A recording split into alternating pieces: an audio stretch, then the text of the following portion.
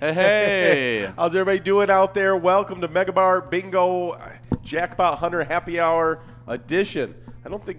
I guess it's just really soft. I didn't hear any music out there. So great to be with you guys. We got just over half a minute left to get enrolled in this first game. We're going to be here with you guys till a little bit after 6 o'clock for 13 games of Jackpot Hunter. And then we'll be back not very long afterward, back with you guys for some game day bingo. It's a Monday Night Football with our Minnesota Vikings. It's going to be a super fun Monday. Absolutely. Feels like 2 days in a row of Bingo Palooza, kind of what we expect on Tuesdays. But we're getting a double batch of it here, Monday and Tuesday.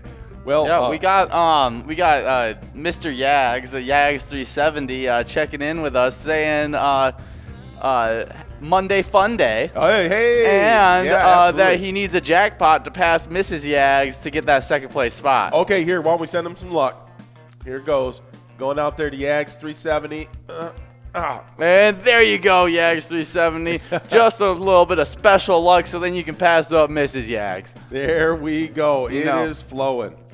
It is. Yes. So we got a lot of stuff planned for you guys over the next, it's a bunch of hours here. We're going to be with you guys. And we're excited about it. I see Miss Jags out there on the leaderboard. And I see Michelob, a bunch of our regulars and top players out there playing. Good to see everybody here as we are rolling. Seeing that mega keep increasing out there over that just just 100,000 before. Now it's almost 106,000, and it's at 47 balls, which is really hard to do, but actually doable. Oh, it is very doable. Yeah. So, and that major now is at 50 balls, and that's $11,593.80.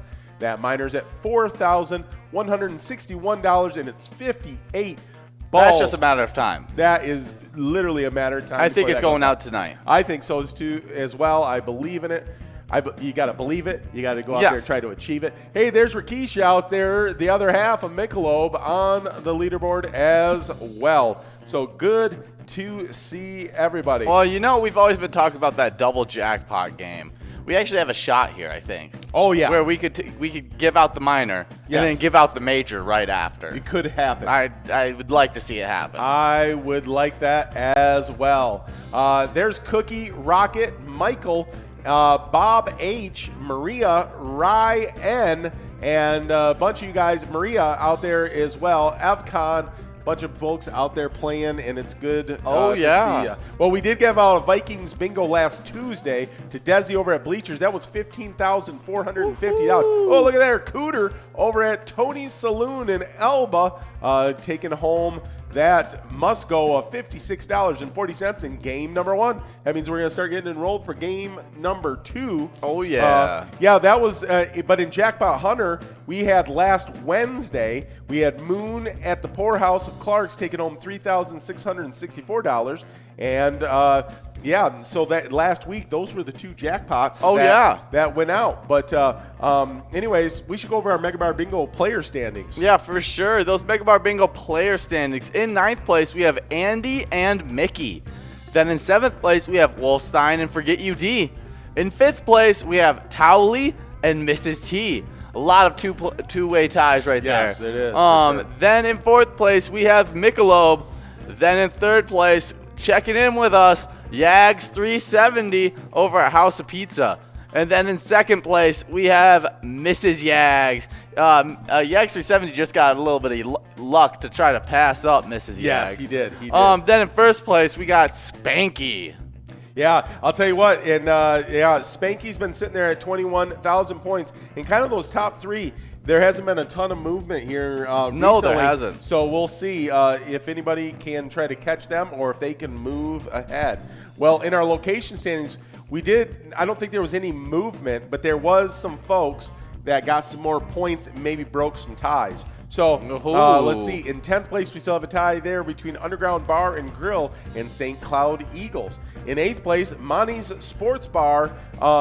Wait, did I say that? Let's see. In 9th place, VFW Austin. In 8th place, Monty's Sports Bar, Spring Lake Park. In 7th place, Riverboat Depot in Sartell. In 6th place, VFW Brooklyn Park. In 5th place, The Bar Hastings. In 4th place, American Legion Fridley. In 3rd place, Eagles Awantana. In 2nd place, Neeson's Gaylord. And in 1st place, Carboni's Pizza CR Billiards in Coon Rapids is now at 51,000 points. Wowza. Yeah, we got just over half a minute left to get enrolled in this game number 2. Good to have everybody getting out there and getting enrolled. That minor is at $4,245, and that is 58 balls to hit. That major's at $11,661, and it's 50 balls. So we'll see what happens here in game number 2. Oh, yeah. One of the things that... Oh, go ahead. Oh, I'm excited to see what can happen here with this 58-ball minor jackpot. Yeah, I know it. I'm looking to see that get out here fairly quickly. I mean, at 58 balls, we usually it rarely gets to 58 balls, I feel like. That's uncharted territory normally. It usually goes out around that 56 ball mark. Exactly. Yeah, 54, 56 balls, that usually gets out of here. There's Rakisha, Yags 370, Rufus, Bingo Bob, Tippy, Nelly. Bunch of you guys out there playing. Good to see everybody out there. Well, now, how high does that major have to get to for us to get that major out? Because it just has to be hitting 50 balls. To go up over, okay. To click up balls. That's every 4,500, I believe. So it goes 9,000. It was the last time it clicked up. Right. So it'd be 1,350. 1,350 is when it goes up to 51 ball. 51 balls, I believe. Yes, at 1,350. So okay, there we go. One thing that's brand new tonight that I want to make sure I tell you guys about, and that's Eagles' new E-tip board, Mega Squares on the Player Connect during the Vikings game. 30 minutes before the kickoff, when we start Game Day Bingo, you will be able to play. Just select the Sports Link logo, and you get to select 5 squares. At kickoff, the numbers are shuffled around across the top. At the end of each quarter, take the last digit from each team's score to find the intersection on the grid. If that is your square, you win 1,000 points for first and third quarters, 1,500 points for the half, and 2,000 points for the final score. Dang. All for pride and bragging rights for now.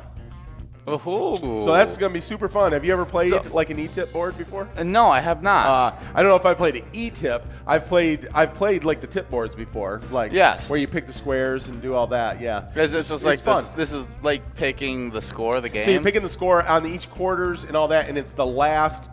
Number in the card. Look at there's Flyner over there at Belchester Tavern in Belchester.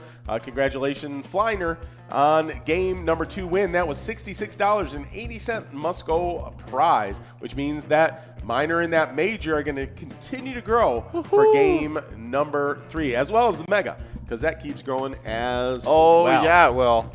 So we are getting enrolled here in game number 3. Let's see. Just under 2.5 minutes left to get enrolled in that. So yeah, that's going to be fun to see how that's a new addition to things. Yeah, that is on game day. So do these points don't go towards like PGL or? I don't think so. I think those points are just specifically for the E-tip board. So okay, yeah, you'll build up points in E-tip boards. So that'll be cool. Its own thing that we'll start talking. At guessing the scores. That's right. But I think what it is you just pick squares. And then they shuffle the numbers around. You don't know what numbers you're going to get. And then when the game actually starts, then you get numbers. Oh, so like you don't get to pick. You're not guessing the scores. No, you're good at picking a square that ends up being a good one. Okay, that's interesting. Yeah. I've never done anything like that. Yeah. So there's not a lot of skill. It's luck.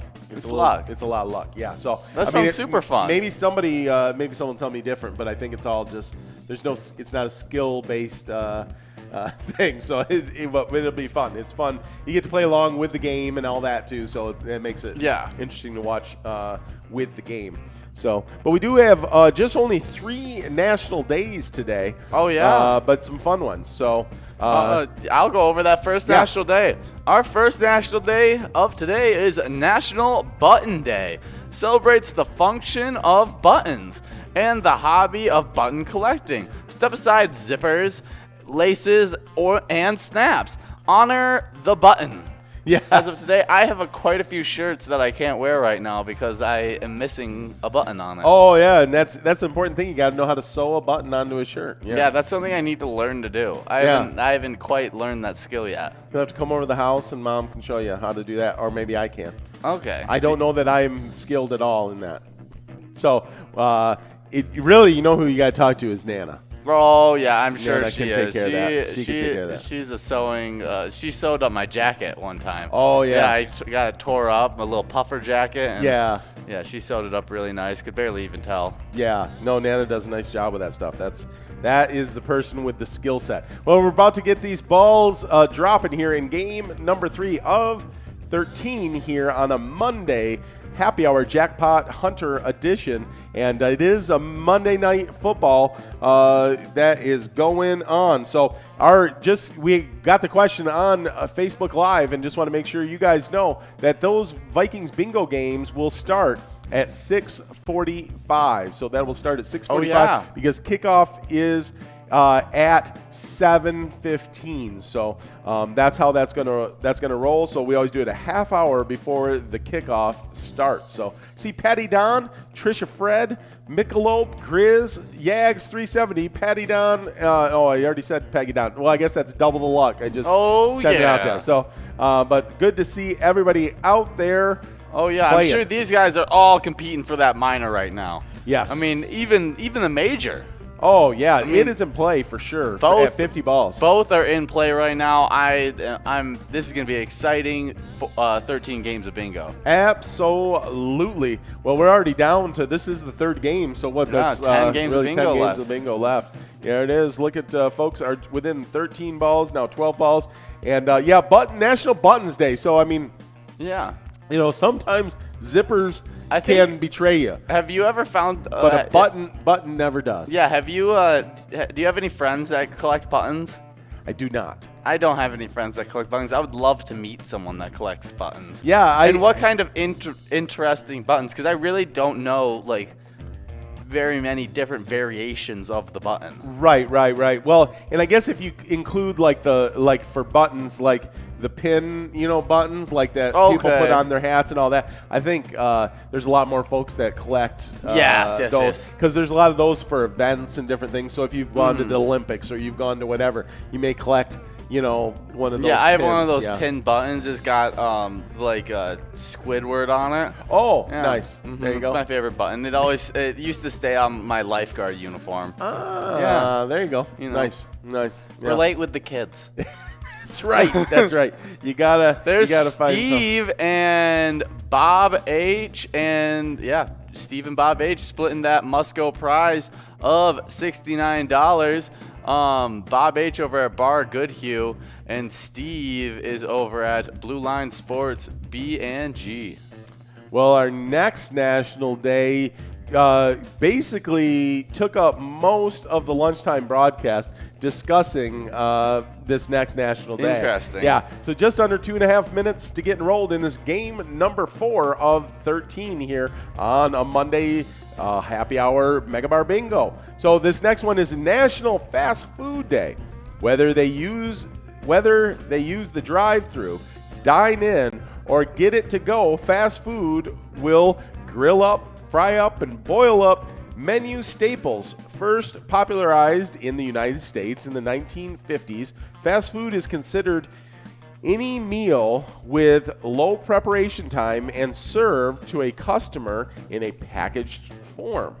So that got a whole lot of conversation going about what's your favorite fast food. Then we started talking about, I was on the production side, so we started talking about the best burger joints, who has the best burgers. Then we talked about who has the best fries. And we actually ended up talking about fast casual type stuff. So we include pizza, like sub shops, like the Chipotle, Qdoba type stuff, like that fast casual, and start talking about, like, what's your favorite pizza, what's all the, that kind of stuff, like on the chains. So, anyways, it delved into all kinds of things. One thing I will say, coming out of the lunch broadcast, I was very hungry.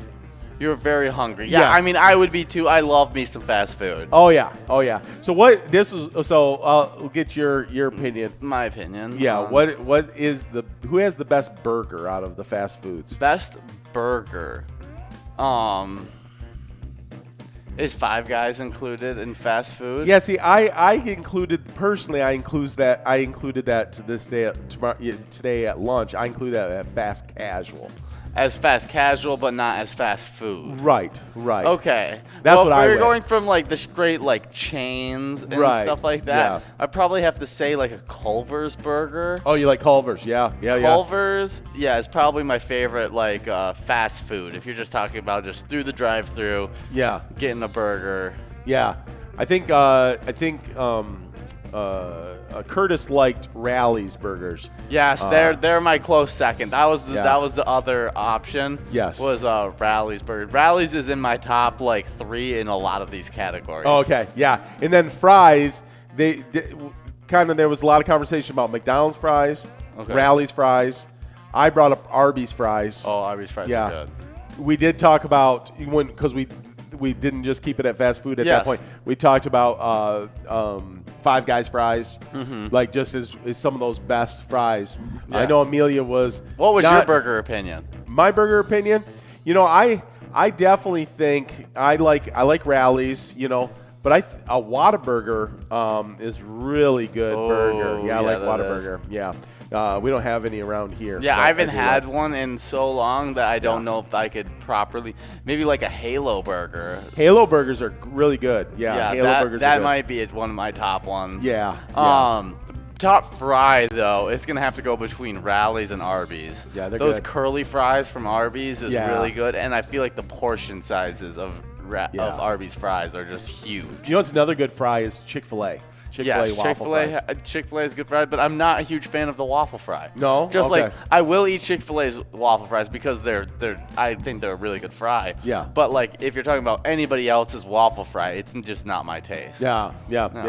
Well, I'd probably lean towards Arby's as number 1 on my fry, but I like all those fries. And if you include Five Guys, then the Cajun fries at Five Guys are one of my favorites as well. Yes. So that would get into the top 5 for sure. I do like if you get fresh McDonald's fries, of all the real super mainline chains, like McDonald's, Burger King, Wendy's, like McDonald's fries fresh are really good.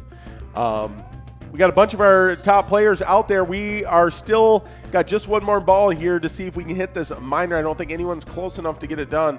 Nope, we are moving into that must-go. It's at $73.80.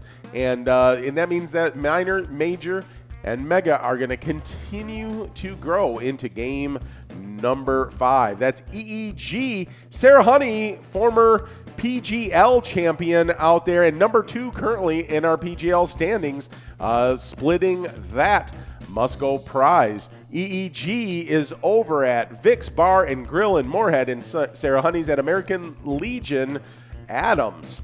So congratulations to our winners in game number 4, and we're moving on to game number 5 of 13.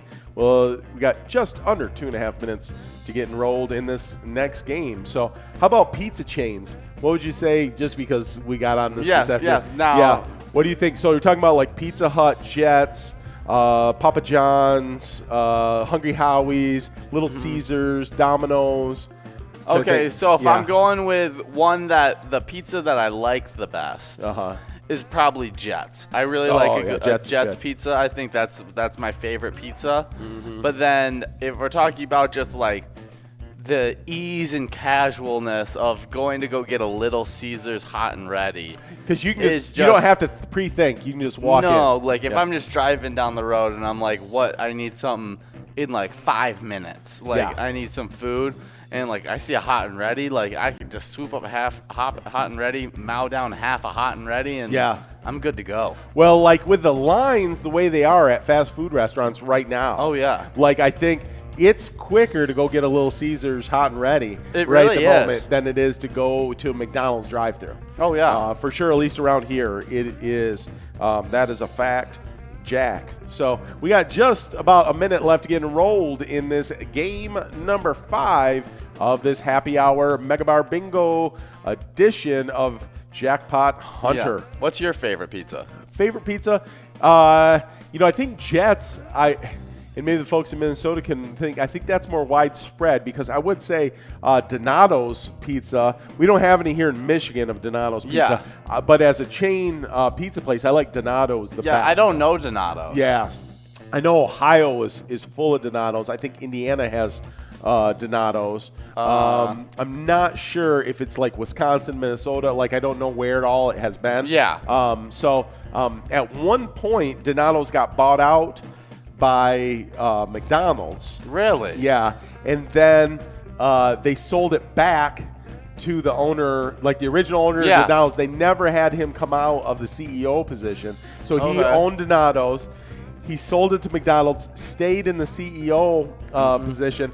Then McDonald's sold it back to him. Interesting. And so I think all that worked out really well for the owner of Donato's. Yeah. But I don't know what all the expansion and everything that's happened with them. So that's for some reason that's awesome. useless information that I have about Donato's. But that is probably my favorite of the chain ones. But there's none in Michigan. Yeah, so, I don't know. I think there might have been 1 or 2 at one point in Michigan, but I don't know if they're in Minnesota at all. But then I would go Jets, probably 2 on that. And then once you get into for me, Domino's, Little Caesars, Pizza Hut, then there's not a ton of difference. Like I can be talked into any of them at any time. Hungry Howie's, I'd include in that. One thing I'm not a huge Papa John's. Fan. I mean, okay. I like Papa John's. I like their different crusts that they have. That's my one fan thing about Papa John's. Yeah, because you got a lot of options with the crust. Yes. I've always felt that Papa John's puts too much sauce and not enough cheese on their pizzas. It's just my personal opinion. I am definitely more of a cheese, more cheese than sauce kind of ratio. Yeah, I probably if I said, light sauce, heavy cheese, I might like a Papa John's pizza better. Okay. Yeah. So I probably just need to give them more direction. There's Toods and Marta and Sherry Baby and Bingo Bob all out there playing. Good to see everybody out there. We're at 50 balls, which means we just went past that major. See if we can get this minor out here on game number 5. Oh, yeah. We got people in line to do it. There's heavyweight champion Rocky out there playing with us. Good to have you in, champ.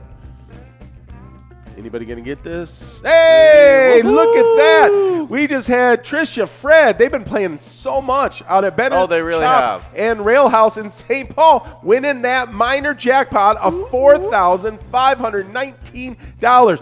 Woo! Good Trisha job. Fred, way to go. Well, that gets that out of the way so we can start seeing if we can get this major out. Oh, yeah. We're trying to get that elusive double jackpot show here. So let's see what we can get done with that. That major jackpot is at $11,907. We just had Trisha Fred take that minor on game number 5. Games number 5s have been lucky lately. They really have. Yeah. Because, we've had a couple of jackpots go out on game number 5.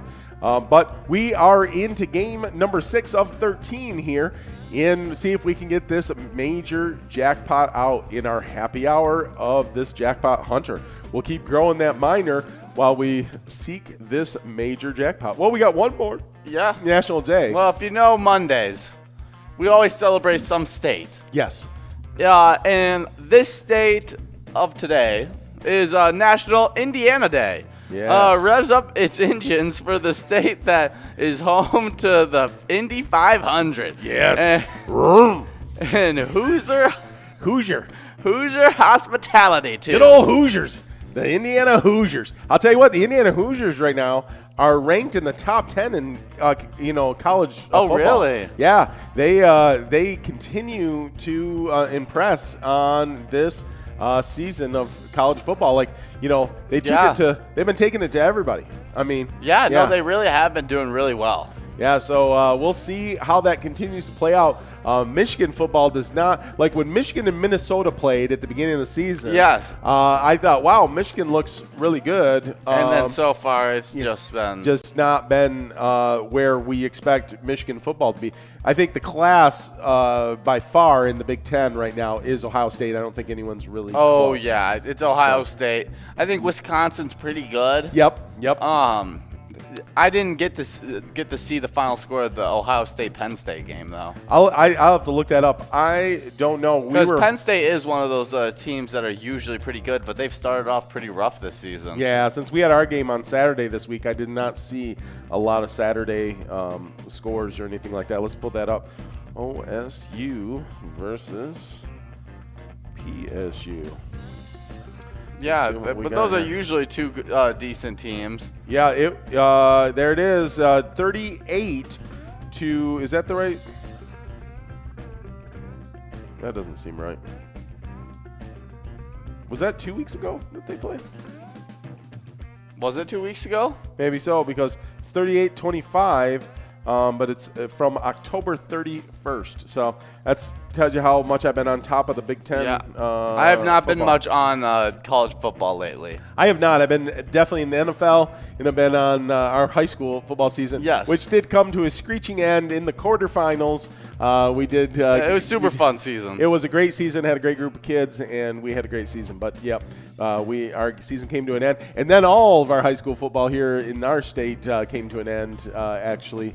As well. So there it is. I see Montana, Yags 370, Kim, Cooter, Rhonda, Toods, Becky, bunch of you guys out there playing, trying to get this major jackpot of $11,926.40. So, but again, National Indiana Day. Yeah, I was going to say again, congrats to Trisha Fred. Taking home that $4,595 jackpot.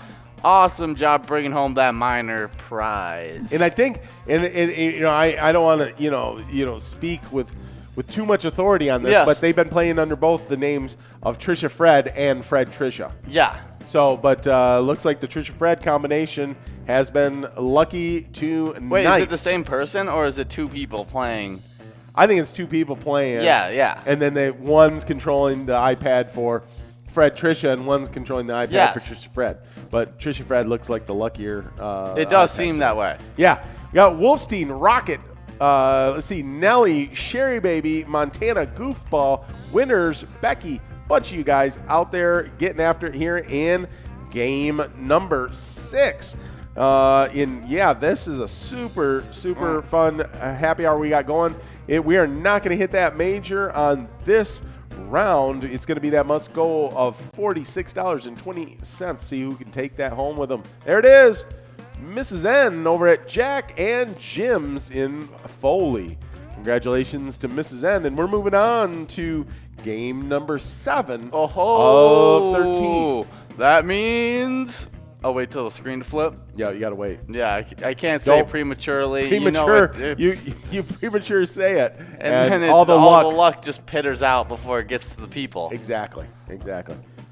See, and now we are on that rolling screen, so it's hump game on a Monday. It is a hump game on a Monday. We got an exciting round of Jackpot Hunter Bingo coming at you. $11,960 currently in 50 balls on that major jackpot. Make sure you get enrolled. Make sure you push play because you can't win if you don't play. We're going to try to get this done in 50 balls. Today, you can take all of that with you. You'd also get that minor jackpot, which just got hit in game number 5 when Trisha Fred over at Bennett's Chop and Railhouse in St. Paul won $4,595, which is super exciting.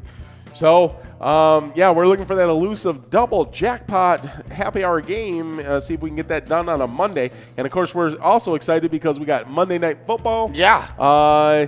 So we're going to have our game day bingo, 4 games of Vikings bingo, then 2 100-play games, and then 4 more games of Vikings bingo. And it's our first time that we're launching our e-tip boards on the Player Connect app. So if you've got that Player Connect app downloaded, you can play on the e-tip board Mega Squares, and you just click on that Sports Link logo, and then you select your 5 squares, and you can win a bunch of points if you do it. So we'll see how that turns out. That's going to be a super fun new thing for us that we're doing on game days. So we are excited about that. So we went through all of our national days. It's National Buttons Day. I guess not buttons, just button day. Yeah. And then it's National Fast Food Day. And then national, of course, we always have a state every Monday. It's National Indiana Day. And we revved our engines about the Indy 500 and the Hoosier hospitality. Oh, yeah, we did. Now we're talking about what next? Celebrity birthdays. We have a pretty interesting first one. Okay.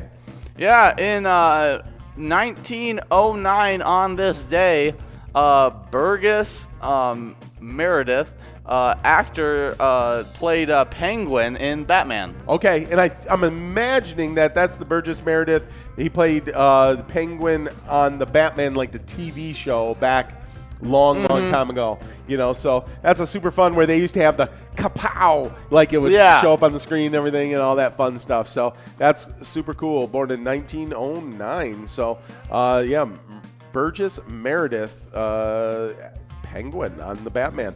You know, that's an iconic character.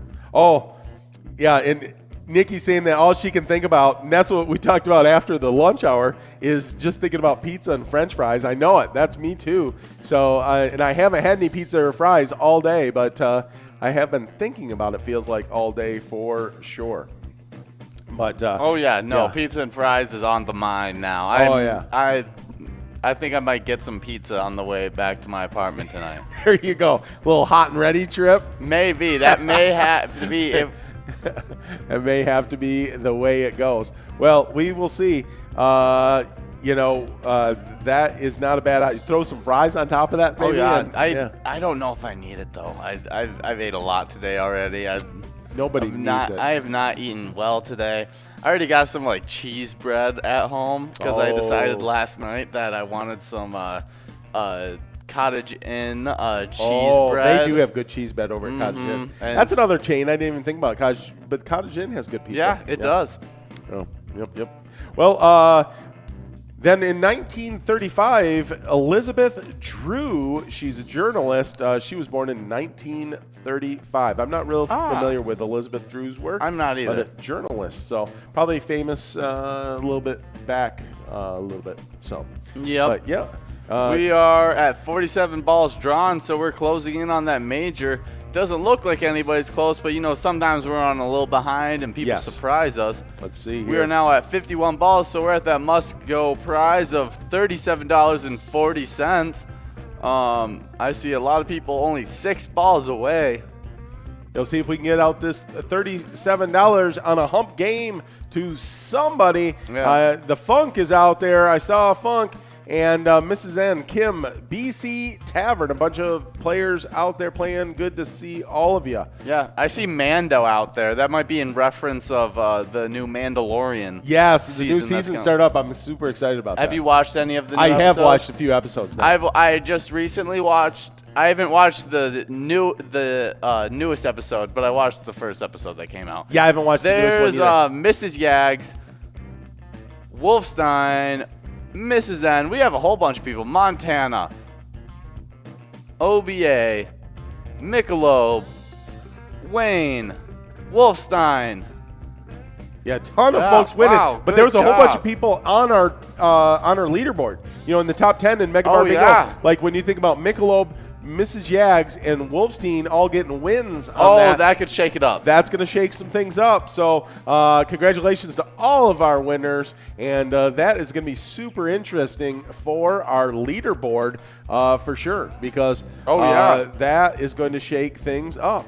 Well, Wolfstein's in a tie right now, but with Forget UD. Oh, so that probably moves him out of the tie. Mrs. Yags is only 1,000 points ahead of Yags 370. But now I think 2,000 points is what that means. Move it up a little bit. And closing the gap on Spanky, as she would move into 19,000, right? Yeah. She's in 18.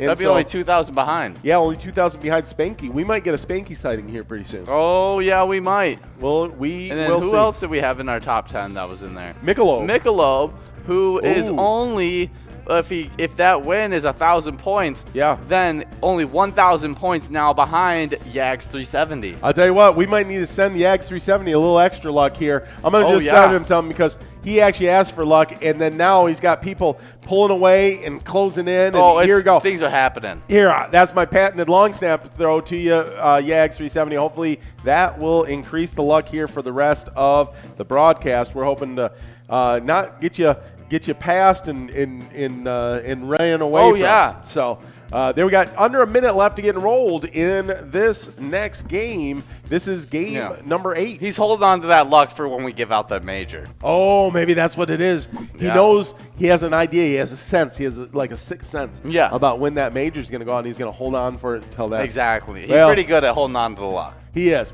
They got over $12,000 now if you can hit this in 50 balls on this major. Got 20 seconds left to get enrolled in this next game. You cannot win if you don't play. Well, I know this person, the next one, I know the next couple of them, but born in 1967 is Lisa Bonet, actress. She was on, of course, the Cosby Show. She was the oldest daughter. And she was married to Larry Kravitz. I don't know if they're still married or not, but is she? Let's see. Lenny Kravitz. Was Lenny Kravitz. Now it is Jason Momoa. Oh, okay. The guy who plays Aquaman. Oh, okay. In the new superhero movies. Oh, yeah. Yep, Aquaman. Yeah. Yeah, she also is in a Different World, Angel Heart, Enemy of the State. I've heard of that one. Yep. She's been in quite a few things. Yeah, she's been in a lot of different things, from shows to movies. Been in a whole bunch of different things. Was in the Cheetah Girl series. I mean, has done a whole lot of different acting gigs and has been popular in a lot of them. Yeah, there you go.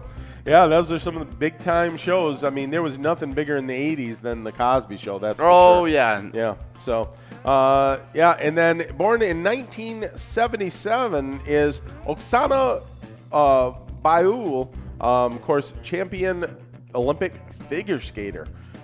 So there you go. Yeah, I feel like figure skating takes some muscles that I just don't have. I mean, that is a skill that is amazing. To be able to spin around like that, not get dizzy while you're up there, and then come down and land on on a blade. A blade that's paper thin. Yeah. It's I don't know. It doesn't make sense to me. Yeah, no, it is crazy the skill that takes. I'm better at when I was in sports, I was better at blunt force trauma. Yeah.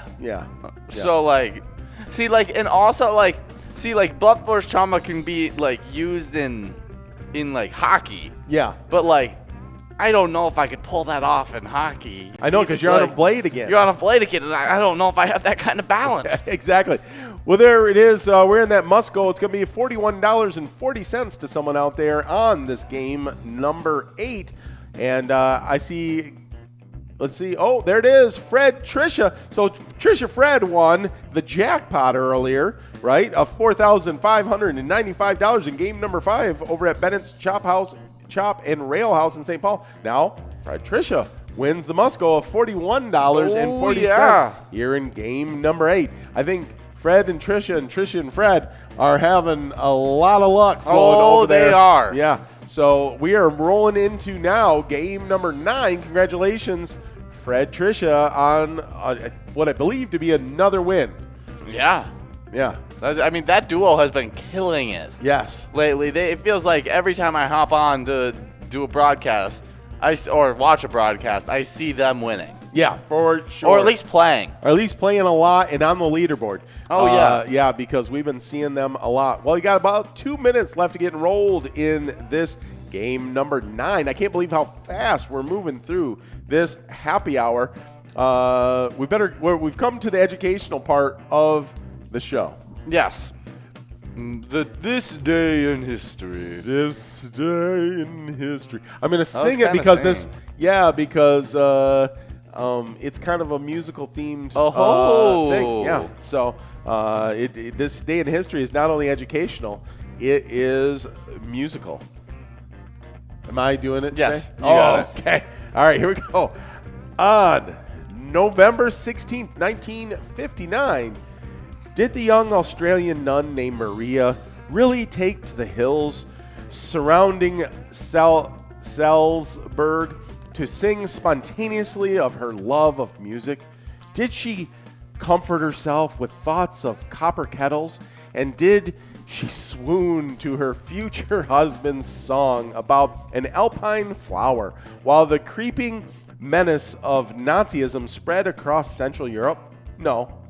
The real-life Maria von Trapp did none of those things. She was indeed a former nun, and she did indeed marry Count George von Trapp and become stepmother to his large brood of children.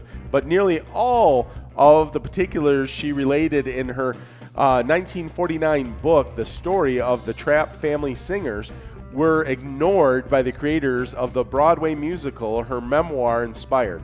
And while the liberties taken by the show's writers, Howard Lindsay and Russell Krauss, and by its composer and lyricist, Richard Rogers and Oscar Hammerstein II, caused some consternation to the real Maria von Trapp and to her stepchildren. According to many later reports, those liberties made The Sound of Music a smash success from the very night of its Broadway opening on November 16th in 1959. Wow.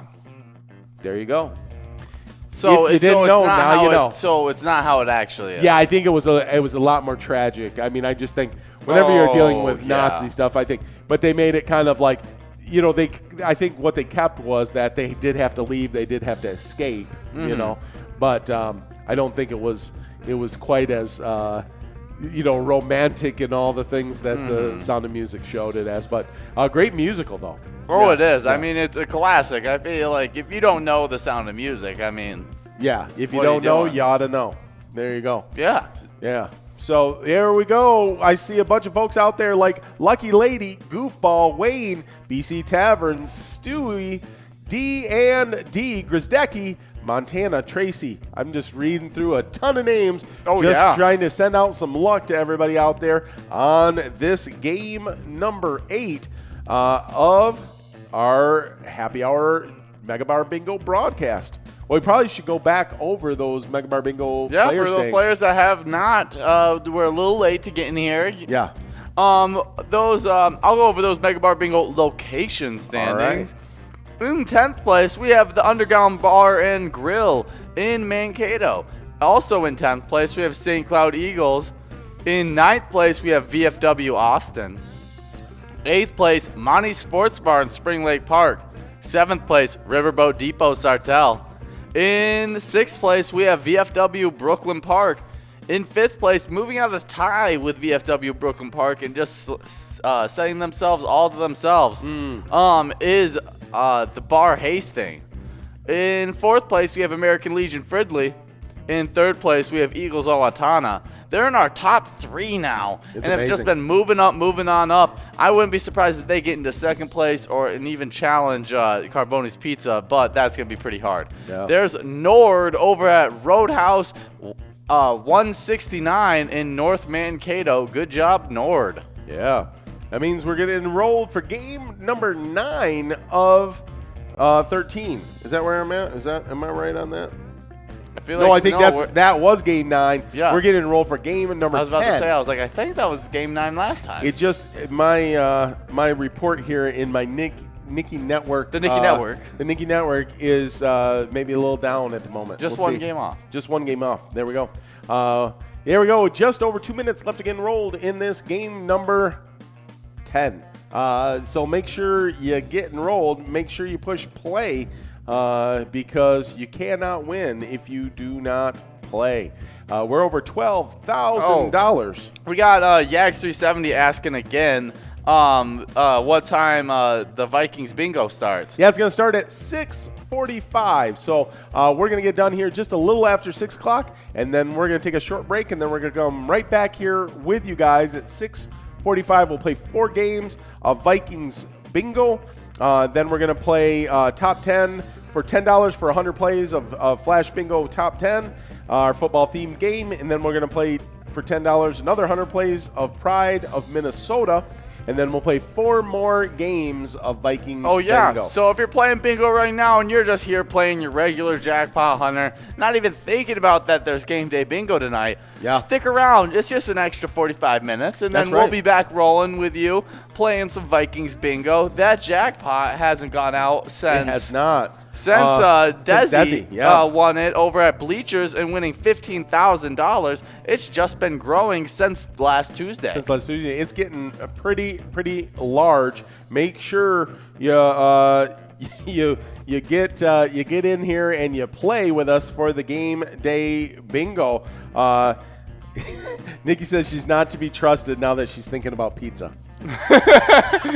Understandable. Yeah, I'm the same way for sure. So we are rolling in this game number 10. Got just about 20 seconds left to get enrolled in that game 10. There is $12,000 on the line if you can hit this in 50 balls. Make sure you get there and make sure you get enrolled. Well, let me go over those Mega Bar Bingo player standings. You just shared with the folks the top 10 locations. Well, our top 10 player standings is in 9th place, we got a 2-way tie with Andy and Mickey. In 7th place, we got another 2-way tie with Wolfstein and Forget You D. In 5th place, well, although we saw Wolfstein get a win earlier tonight, so that may be broken now. And then in 5th place, we've got a tie between Towley and Mrs. T. In 4th place, we've got Michelob, which also we saw get a win on the very same game. And then in 3rd place, Yags 370. And then again on that very same game, we also saw our number 2 player in the state, Mrs. Yags, get a win as well. And of course, in 1st place is Spanky with 21,000 points over at American Legion Fridley. Well, we're already 22 balls into this game number 10, and we will see where that goes. That major's over $12,092 if we can hit that in 50. Yeah, we were talking about college football earlier, and I was checking up to see how the Minnesota Golden Gophers are doing. Yeah, how are they looking? Them Golden Gophers? Yeah. Well, they're not as bad as Illinois. Okay. Well, you got something then. Yeah, they beat Illinois 41-14. Nice. 2 weeks ago. Okay. Well, I mean, the rest of they had a really close game with Maryland. It was 44-45 went into overtime. So that one was really close. But the other 2 games between Michigan and Iowa were a little lopsided. Yeah. Okay. Yep. Well, it's an interesting year for a lot of teams with everything that's been going on with quarantine, missing spring ball, all that kind of thing. I think there's a lot of teams that aren't playing quite at the place that they normally play at. But it'll be interesting, and then as that transpires into next year with this upcoming spring, all those kind of things, it's going to be a continual how soon do the programs get back to where they want to be? Yeah. When do we come back to a certain sense of normal? Right. What is normal now? Yeah. And so just trying to figure it out with what's happening. Are we going to get a vaccine? Yeah. So, well, I think the Golden Gophers will just have to keep rowing. There it is, Cooter over at Tony's Saloon in Elba getting a second win on the night. Yeah, good job, Cooter. Yeah, at least 2 wins. I know they won, I think, game number 1. Didn't Cooter win the game number 1? It was one of those early games that they won for sure. Game number 1, yep. Wow, you're right on the money. They should hire you as a tabulator. I'll tell you what, the food is good. The sunlight is not. It's wintertime. It's wintertime, and Michigan's going back into quarantine. That's right. So I might as well be a tabulator. We'll be a tabulator. Hey, there you go. We got just over 2 minutes left to get enrolled in this game number 11 of 13. Yeah, the stream will keep rolling during the break between this happy hour broadcast and we'll just we'll pop off screen for a little while. You can watch some commercials. Stick with us. Make sure you get enrolled in that Vikings bingo when we're going to play 4 games of that just a half an hour before kickoff, which will be at 6:45. So make sure you're part of that. Well, I do have a few keys for victory tonight. Oh, yeah. Yeah.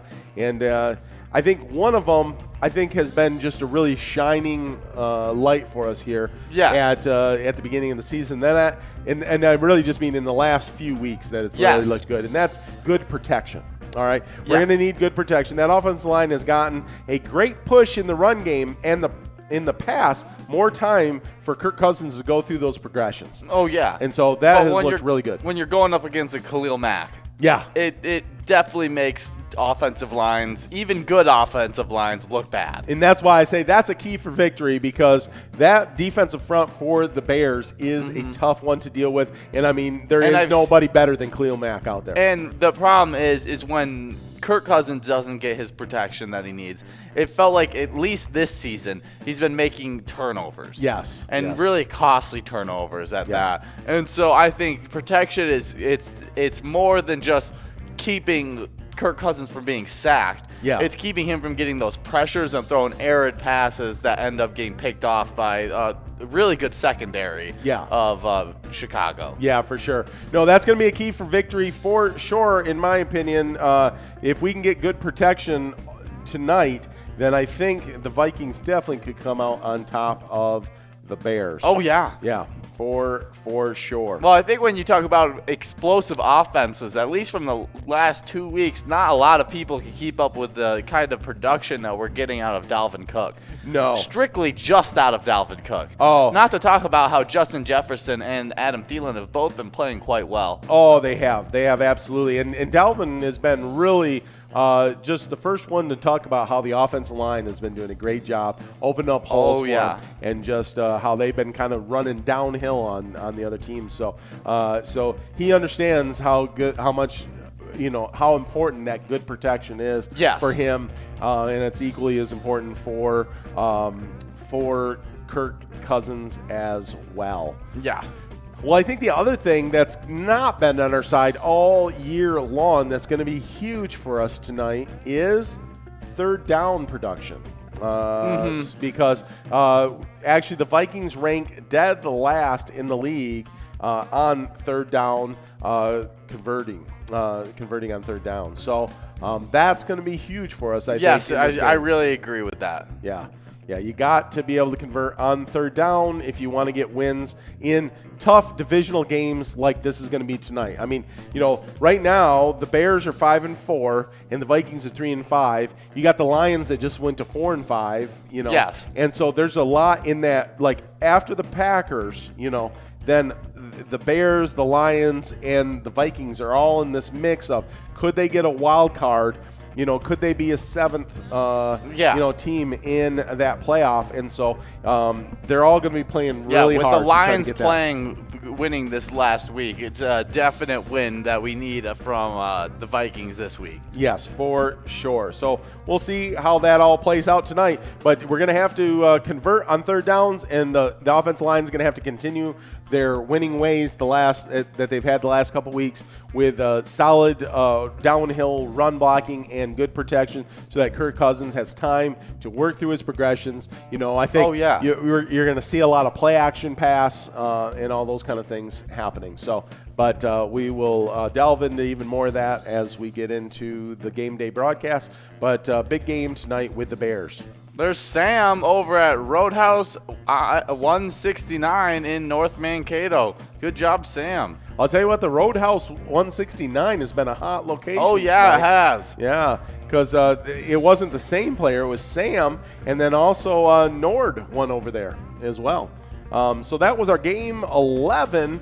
And we are now rolling into game 12 of 13. We're down to just 2 more chances to get this major jackpot out here. That is at $12,182. Oh, yeah. If we can hit that in 50 balls. Of course, you would also, if you hit that in 50 balls, you'd also get that minor of $382 for your troubles. Hey, not bad. No, not bad just getting at 50 all. balls. getting 50 balls. Take that, you take the major, the minor, and the must-go prize would all be in your pocket. Of course, if you hit it in 47 balls, you could take the mega, the major, and the minor, and the must-go all home. Oh, yeah. And, and probably tell your boss what exactly you think of them. Yeah. It may be good. That may be a good thing. You might tell them something really nice. Hey, I really appreciate you. Oh, yeah. But it may be something else. I don't know. I can't believe we only have 2 games left of I know, Jackpot it's going Hunter now. so fast. Got just a minute and a half left to get enrolled in this game, number 12. Oh, yeah, well, let's hit that charity spotlight. Yeah, let's do it. It's Knights of Columbus. Their charitable activities encompass local, national, and international projects, Special Olympics, the Global Wheelchair Mission, and Habitat for Humanity.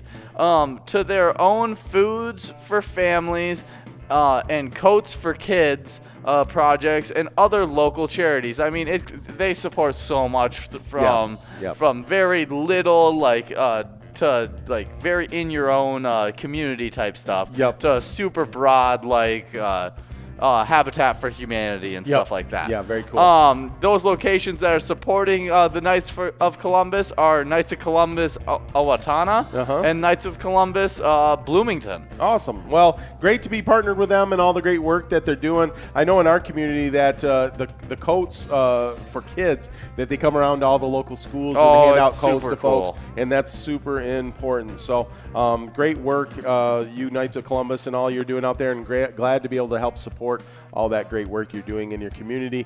And just like we always say at the end of every broadcast, when you play Pilot Games, your community wins. Oh, yeah. Well, we have two times a week, and tonight is one of those times. Oh, yeah. Well, we're going to have back-to-back nights where you can win PGL points. Say it again, brother. Back-to-back nights. Back-to-back.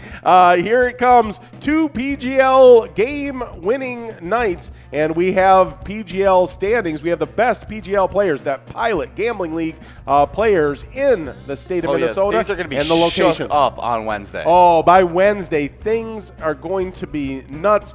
People are going to be running around on the mothership. I wonder if that's going to bring out the big, the muckety mucks again out to the mothership. I don't know. So we saw them for PyCon, which was super fun the other day. We had musical act Lucas Nelson with us. Oh, that was super sweet. Yeah, that was really fun and cool. Got to hang out with him for a little while, and got to meet a bunch of muckety mucks here on the mothership. And but back-to-back nights of PGL. We may have people walking around the mothership again. Oh yeah. The only way I could tell that they're muckety mucks is because they wear those captain hats and they got the scrambled eggs on there and everything, and I go, oh, that's a muckety muck. That's a muckety muck. That's a muckety muck. Well, let me go over these PGL locations. The top 10 locations in the Pilot Gambling League in the state of Minnesota. In 10th place, we got Roseville VFW. In 9th place, Vic's Bar and Grill in Moorhead.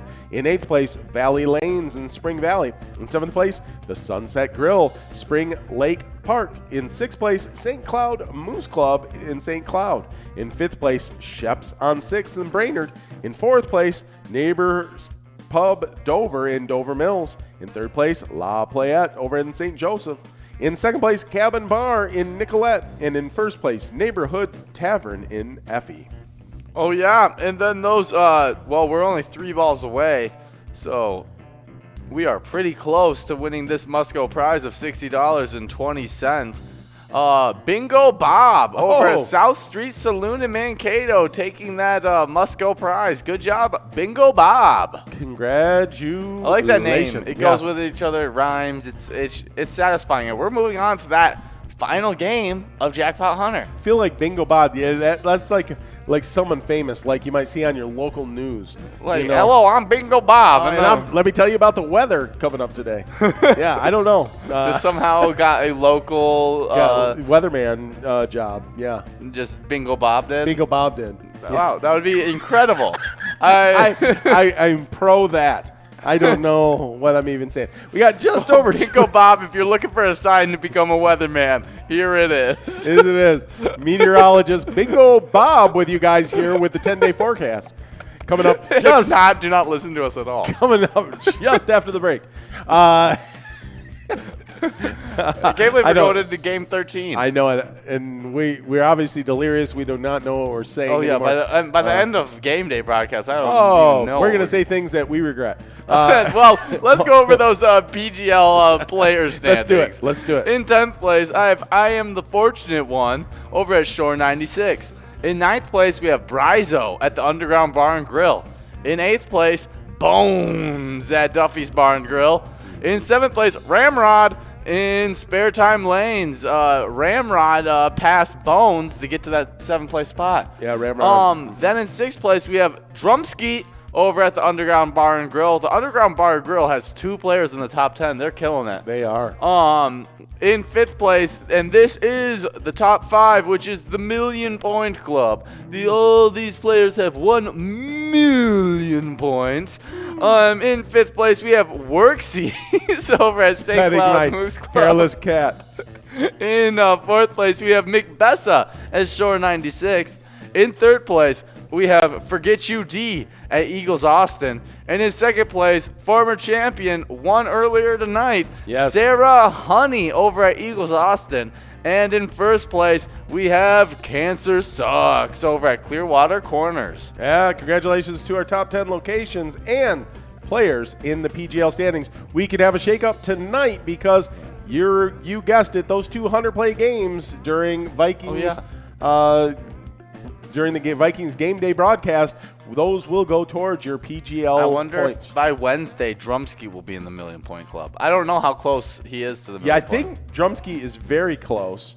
I think Ramrod's pretty close, too. Oh, so we could have 7 players in the Million Point Club. It could happen. We will see. By Wednesday. Yeah. I'm wondering, by the end of the season, I got to think that maybe the whole top 10 will be in the 100-point club. You mean million? No, 100 million point club, I mean. Yeah, it could 100 million. No, just million. Oh, okay. Yeah, I'm saying weird things right now. You're delirious. I mean, I need the tabulators to come in and get me back straight on my math, but we'll see what happens. Yeah, you just lost your spot as a tabulator. I know it. I'm when right out. When you remembered that what's his name got in first place spot. Things looked good for me at that point. I was like, wow, he's got Cooter, memory. Cooter over at Tony's Saloon. In Elba. Look at there's Cooter back on the leaderboard again. But and then now it's just all gone. Yeah.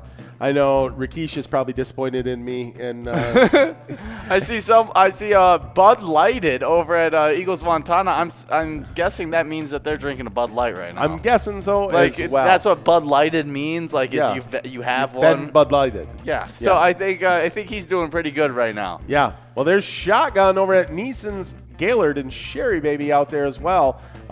Carol's Lime is playing as well. So good to see all of you out there playing. Well, on Mega Bar Bingo player standings, we in locations, we should go over those one last time since this is our final game. Oh yeah. Well, those Mega Bar Bingo player standings. In 9th place, we have a tie between Andy and Mickey. In 7th place, we have Wolfstein and Forget You D. And in 5th place, we have Towley and Mrs. T. In 4th place, we have Michelob. In 3rd place, Yags 370. In 2nd place, Mrs. Yags. And in 1st place, Spanky. Yeah, and in our locations, we got a 2-way tie at 10th place, Underground Bar and Grill in Mankato and St. Cloud Eagles. In 9th place is VFW Austin. In 8th place, Monty's Sports Bar in Spring Lake Park. 7th place, Riverboat Depot in Sartell. In 6th place, VFW Brooklyn Park. In 5th place, The Bar Hastings in Hastings. In 4th place, American Legion Fridley. In 3rd place, Eagles Awantana. In 2nd place, Neeson's Gaylord. And there's Fred Trisha winning again over at Bennett's Chop and Rail House in St. Paul. It wasn't enough to just win a minor jackpot tonight. Fred Trisha, well, that was Trisha Fred that won the minor jacket. Now Fred Trisha's won 2 Musco prizes. Yes, so huge night for you guys. Congratulations. What an exciting night that we had. A minor jackpot go out. Oh, yeah. Yeah, and a bunch of winners and just have fun. Not even up. We still got a long night to go. So we are going to, now the Facebook stream is gonna halt for a minute. into the Pilot TV at your broadcast at your local drinking establishment. The stream will continue, and then we'll just come back in with you guys as we get close to that Vikings bingo right game. around 6:45. That's when we'll be starting Vikings bingo games. We'll start that off with four Vikings bingo games, and we'll get the night rolling. But we'll be right back with you guys. And remember, when you play Pilot games, your community wins. We'll be right back. See you in a few minutes. Oh, if it's or we won't. We'll just stay right here with you. Yeah, we could do that as well. We'll see you in a few minutes.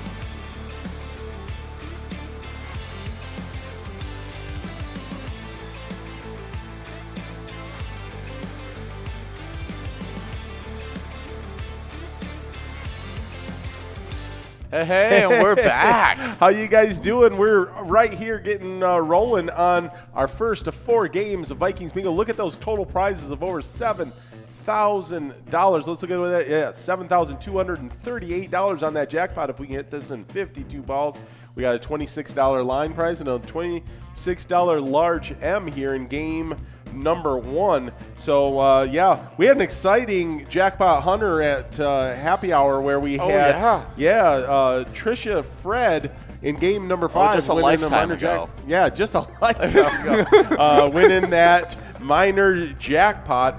It was, let's see, it was $4,595 over at Bennett's Chop and Rail House in St. Paul. Trisha Fred getting that minor jackpot. So looking to get another jackpot out here during game day broadcast. Yeah, and we got Sack Jack over at Rounders in Mankato taking that line prize of $26. Good job, Sack Jack. Yeah. I see the special font out there of Cancer Sucks. That always catches the eye. It's pretty fun. Oh, yeah. If you want some fun font, you can just check in on where do you have to go to get that cool font? Just message us on Facebook, and we'll try to get there. It's that easy. It's that easy. And we will do our best to get you a cool font on there.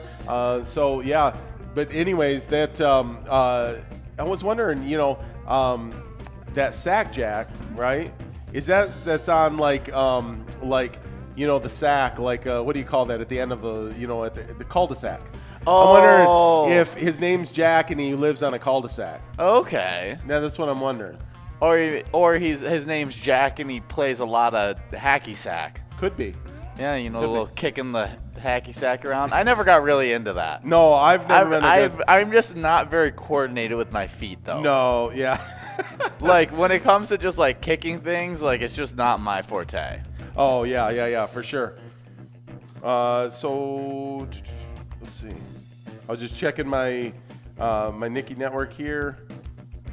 We got Tina over at our place on 3rd in Faribault, winning that large M of $26, and we have moved on to that Musco prize. Hey. And Rocket over at Eagles of Wantana, taking that Musco prize of $39 on a 25-cent card. Not too shabby, and that $7,000 jackpot will be rolling over to game number 2. Just 3 balls short of that jackpot there. Oh, Rocket yeah. was. It does seem that whenever the jackpot wants to go out, it's really close those couple games. Yeah, absolutely. So we'll see what happens here in game number 2. As you were saying there, we got just over 3 minutes left to get enrolled in that second game here. We'll play a total of 8 games tonight, so we'll have these first 4 games before kickoff, and then we'll play our 2 100 play games, Top 10 and Pride of Minnesota, and then we'll play 4 more games of Vikings Bingo. So as if these don't go out, then they just continue to grow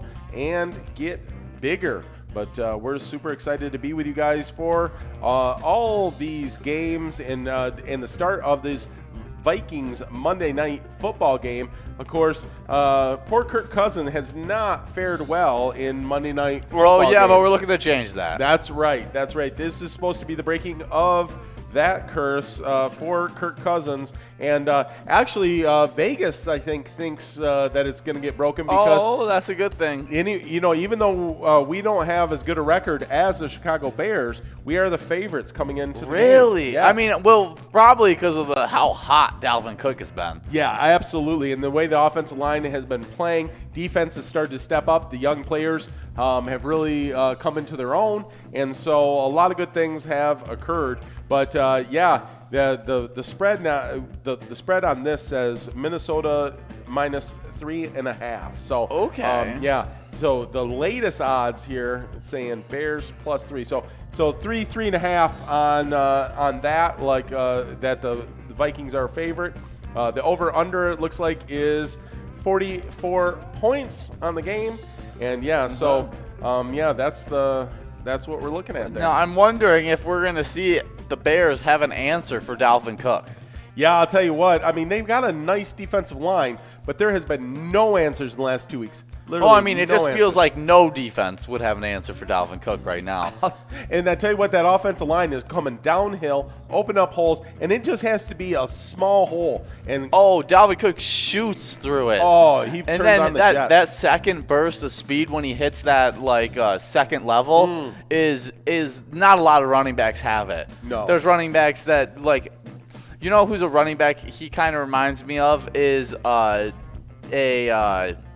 like Jamal Charles-esque running back where he gets through the hole and then that burst of speed that he has extra. Chris Johnson had it where Yes. it's not quite as fast as Chris Johnson, but I think he's a better complete back than Chris for sure, Johnson. for sure. But just that ability to get through the line, squeak through tiny holes, and then just burst off into a long run. I mean, Not a lot of backs. even no. him and Christian McCaffrey have a very similar playing style. Yes. Where they kind of squeeze through tight holes and burst. Yeah, absolutely.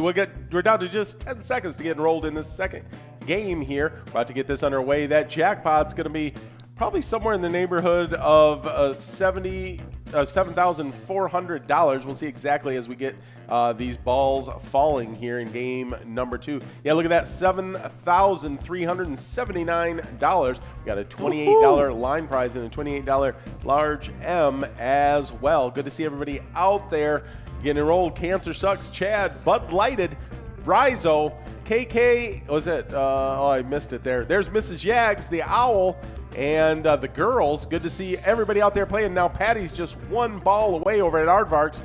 And Mad Dog now joining Patty. Oh, yeah, Mad Dog, longtime player with us. And Grizz Decky. Yeah. We got a lot of longtime players playing with us tonight. We definitely do. There's Schmitty over and Big Steve. Schmitty over at Eagles of Montana and Big Steve at Cabot Bar. Yeah. I wonder if Schmitty's reference to New Girl. Oh. There's a character in New Girl that's named Schmidt and kind of goes. Some people I think call him Schmitty. I haven't watched enough New Girl to really I'd say know. if you watch, I have not watched any New Girl.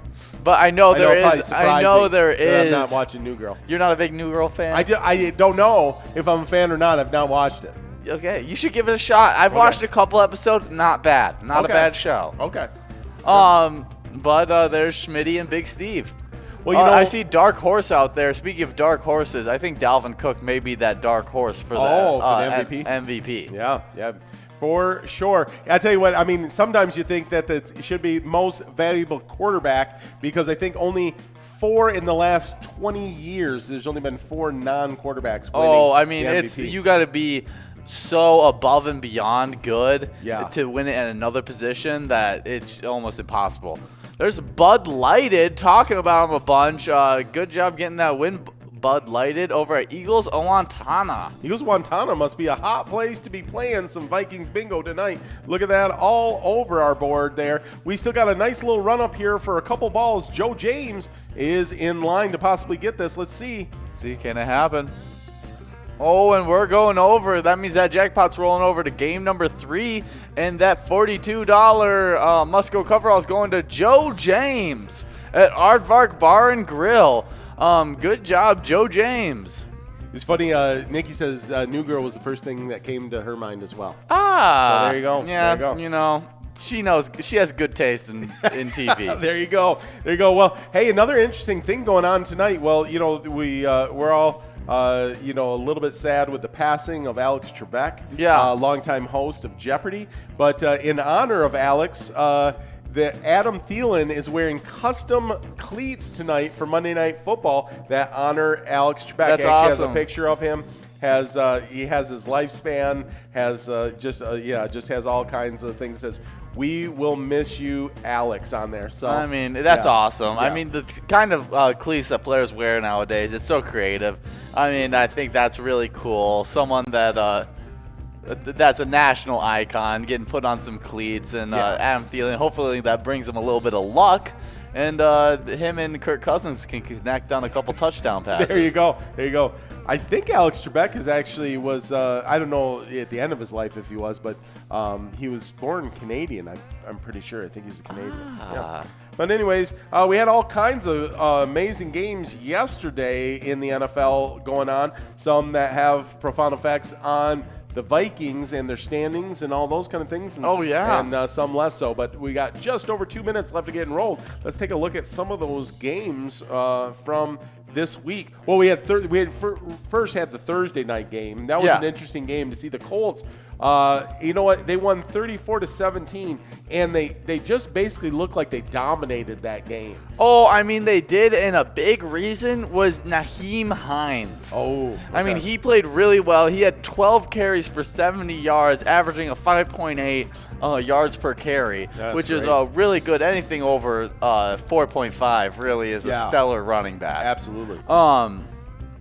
He had one TD, but where we really saw him shine was also not only did he do that 12 carries for 70 yards and a TD, he also had 5 receptions for 45 yards and a TD as well, being their second leading wide receiver. I mean, I think that speaks for itself that he just had a total package kind of game and really played well. The top wide receiver was rookie wide receiver Michael Pittman Jr. He came out of USC last year, and he had 101 yards. Well, and he's got NFL heritage. His dad was a great running back for the Tampa Bay Buccaneers. Oh yeah, yeah. So I think now his brother is a star wide receiver for Oregon. Okay. Now. Okay. Yeah. So it's just an athletic family. Yeah, for sure. Kind of like the Watts. Yeah, I say that tends to be true. If mom and dad are athletic, then the kids end up being athletic, and so on and so on. Well, there's so many players that are now that have NFL ties, like DK Metcalf. Yep. The Watt. Do the Watt brothers have NFL, or do they just have all their siblings? All three of the brothers are in the NFL. I don't know if dad played in the NFL. Yeah, I know Clay Matthews' dad did. Yes, that's got along his uncles, his grandpa. Clay Matthews, Bruce Matthews, which is I think his uncle. Yeah, if I'm not mistaken. I mean, Hall of Fame offensive lineman. Mm-hmm. Yeah, for the Tennessee Titans. Yeah, it's amazing that DK Metcalf's dad was an offensive lineman, and now he's just this gigantic wide receiver that has like no body fat on him. Amazing. Yeah, but I'll tell you what, a lot of times those offensive linemen, if they did just slip down, that's kind of athletes, what happens with. The NFL is just the best of the best. Right. It's about like less than 1% of the population plays in the NFL. Yeah, for sure. Well, there's Dolores over at the Great Escape in Minnesota Lakes taking that $26 line prize. We're now going to work on this $26 large M-shaped pattern, and we're hoping to get this $7,511 out to you guys if we can hit that coverall in 52 balls. Well, I remember, this is a lot of years ago now when Vince Wilfork, of course, defensive lineman for the Patriots back then, took on Tom Brady in like running and throwing the football and everything, and he beat Tom in like everything. Yeah, in everything. Well, Vince Wilfork is the biggest athlete that I've ever seen. Like where you just are like, wow, he is busting out of the wrapper, right? But like is quicker than half the guys on the field, right? Like quicker than the little tiny cornerback. Just it was amazing to watch Vince Wilfork move back in his prime. Amazing athlete. Yeah. So, but the Colts got a win there against the Titans. It seems like Phillip Rivers has finally kind of settled into that offense a little bit, and he had 308 yards. Hey, there's Drumsky just one ball away on this large M-shaped pattern. Yeah, that's amazing. Because a couple weeks ago I was like, Jacoby Brissett, really, I was agreeing with you because it just didn't look like he looked like he was a negative onto the team, like wasn't helping. Yeah. There's Shelljoy and Drumsky taking that large M, and we're one ball away from this jackpot if we can get it out. And we're going to that must-go prize of $39. Shelljoy is over at Beef O'Brady's of Monticello, and Drumsky's at South Street. Saloon in Mankato. Yeah, congratulations to them. And there it is, KJM over at Forster's Dugout Bar, taking that coverall. That's a $39 must-go, and we are moving on to game number 4. Yeah, I can't believe it. We're almost done with these Vikings bingo games, which means that after this 4th game, we're going to get enrolled for those $10 100 plays top 10, our football themed 100 play flash bingo. Oh, yeah. Yeah. So that's going to be super fun, and those are going to be for PGL points. But before we get into that, we're going to try to give away this jackpot on this 4th game. Well, if we don't get it out this game, make sure you stick around for after the 200 play games, because we'll have 4 more games of Vikings bingo. Yeah, it's going to be a lot of money on the line. I'm really glad that we started doing it right after the 100 play games. Oh, yeah, that's worked out great, and it seems like folks stick around now. So you know, we had a couple people leave if we took a little long break, and now when we do it right after, they just join right back in, and I'm like, okay, you guys are ready to play bingo. Yeah. You just are impatient.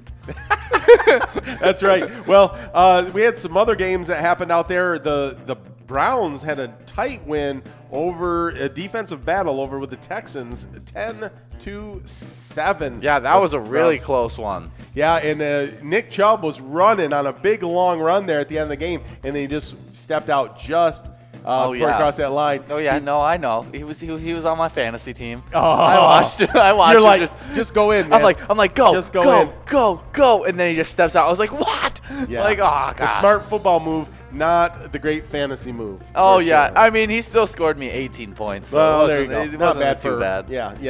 For his first week back, I didn't expect much out of him. I was kind of worried that he was going to put up like no points. Yeah. But he ended up having a really good game. But if he would have had that touchdown as well, he just would have had a spectacular Did you get the win? game. Did you get the win? Yes, I still won fantasy. There you go. Even without this game happening, which I have one player playing in it. Oh. Which is from the enemy team. Oh. Allen Robinson. Okay. All right. Well, hey, I mean, there was some really super exciting games this on Sunday. I mean, just crazy finishes. And the first one of that was the Lions winning 30-27 over the Washington football team. Well, you know, the Lions had the big lead.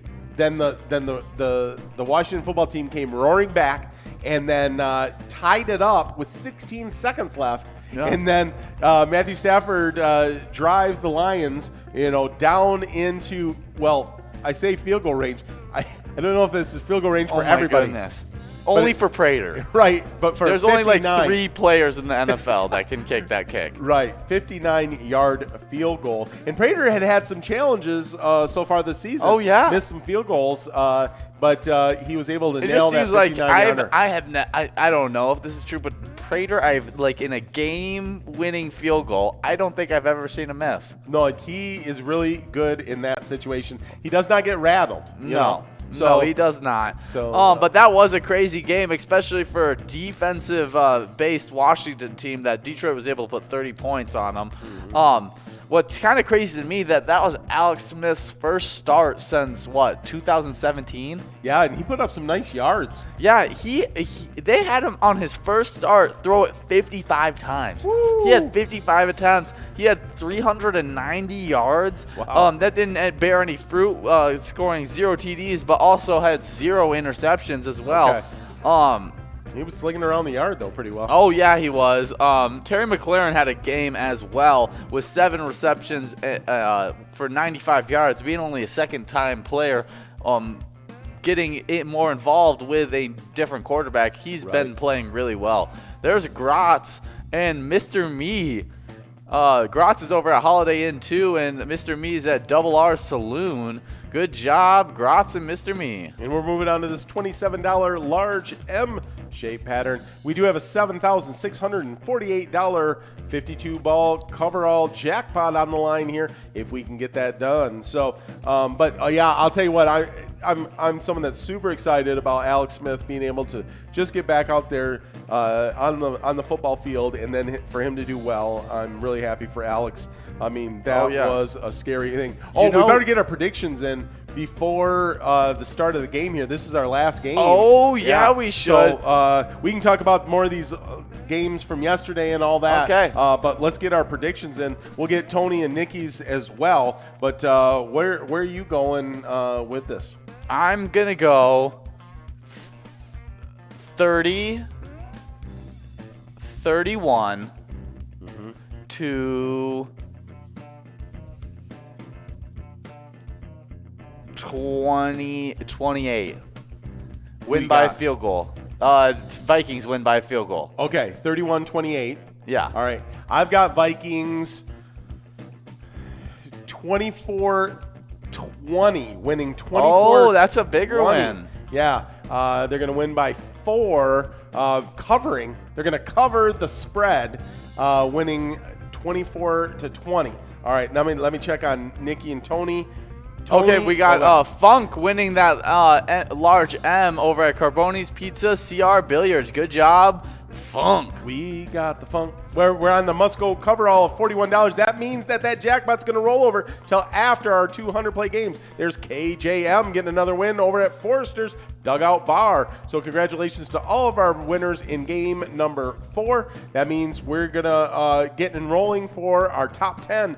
$10 100 plays for PGL points and some money. Oh, yeah. Let's talk about...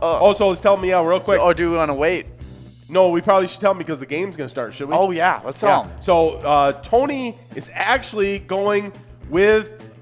No, he's going with the Vikings. He's going with the Vikings. I just kidding. he's got 23-20. Oh, almost the exact same score I did. Oh, yeah. I got one more point, so we'll see. It's really close on that. And then Nikki's got the Bears. No, she's got the Vikings as well at 23-17. So we're all, Nikki, Tony, and I are all really close. Oh, it's all super close. I have a little bit more of a scoring matchup. Yeah.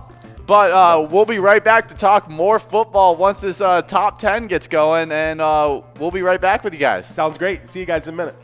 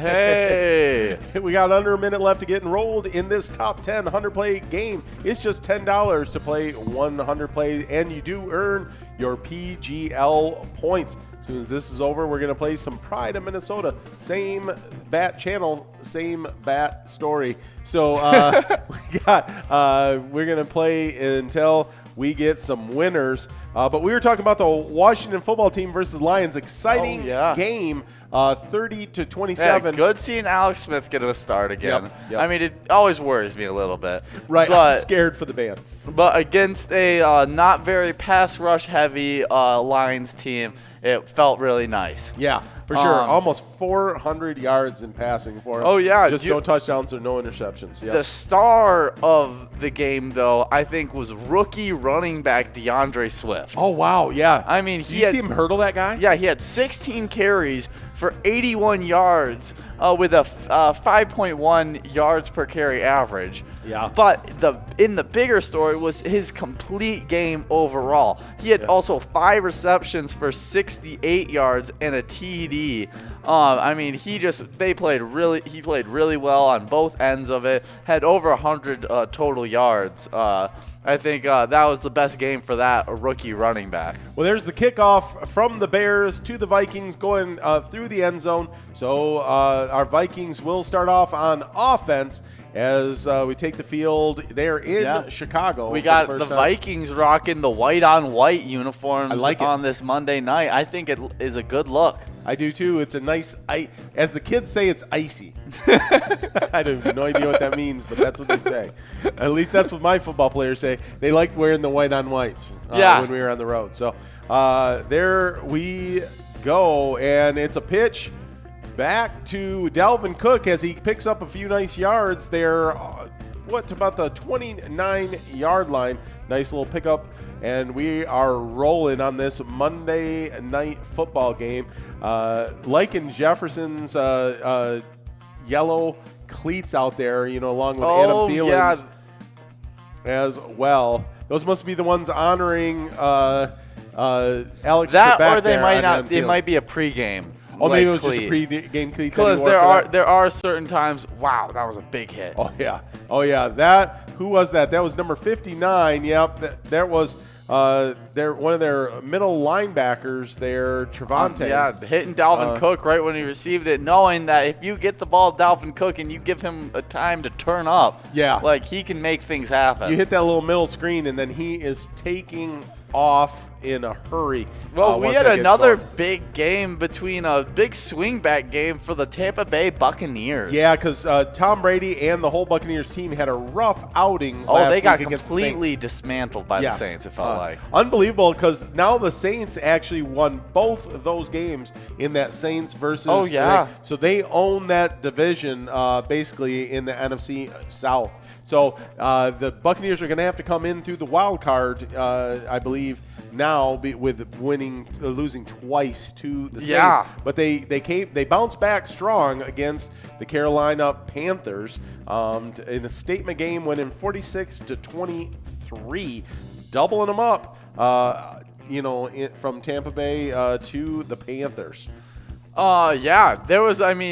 Having seeing Tom Brady playing back like he was. I mean, I feel like sometimes it's a Tampa Bay cycle that I'm feeling right now. Yeah, I watch them absolutely dominate some team. Yeah. And then a good team will come in, beat the Buccaneers. They'll be like, oh, Tom Brady's washed up. He can't play anymore. And then another team will come up that's not bad. But, definitely not, and the Tampa Bay Buccaneers just seem to just demolish them. And then they're like, oh, Tom Brady is the best player in the NFL.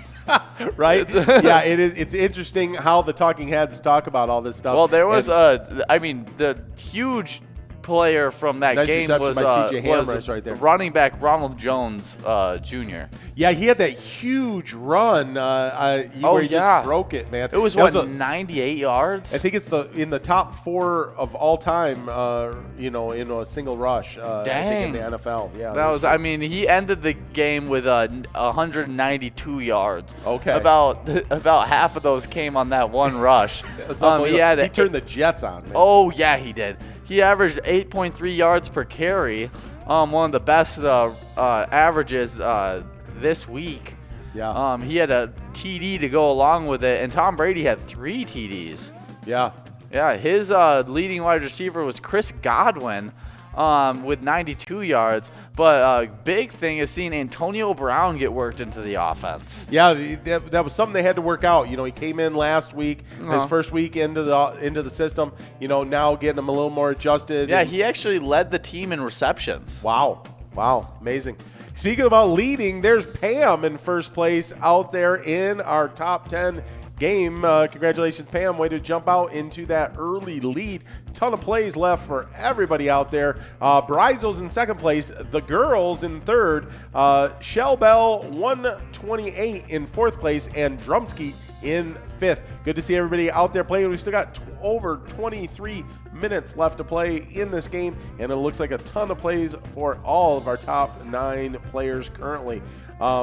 That was a nice move by Adam Thielen to get open and get that reception. Oh, yeah. there. Well, Adam Thielen is a technician when it comes to route running. Absolutely. And I think some of that has come over and been contagious for the rookie wide receiver, Justin Jefferson. For sure. I mean, I think Justin Jefferson is one of our is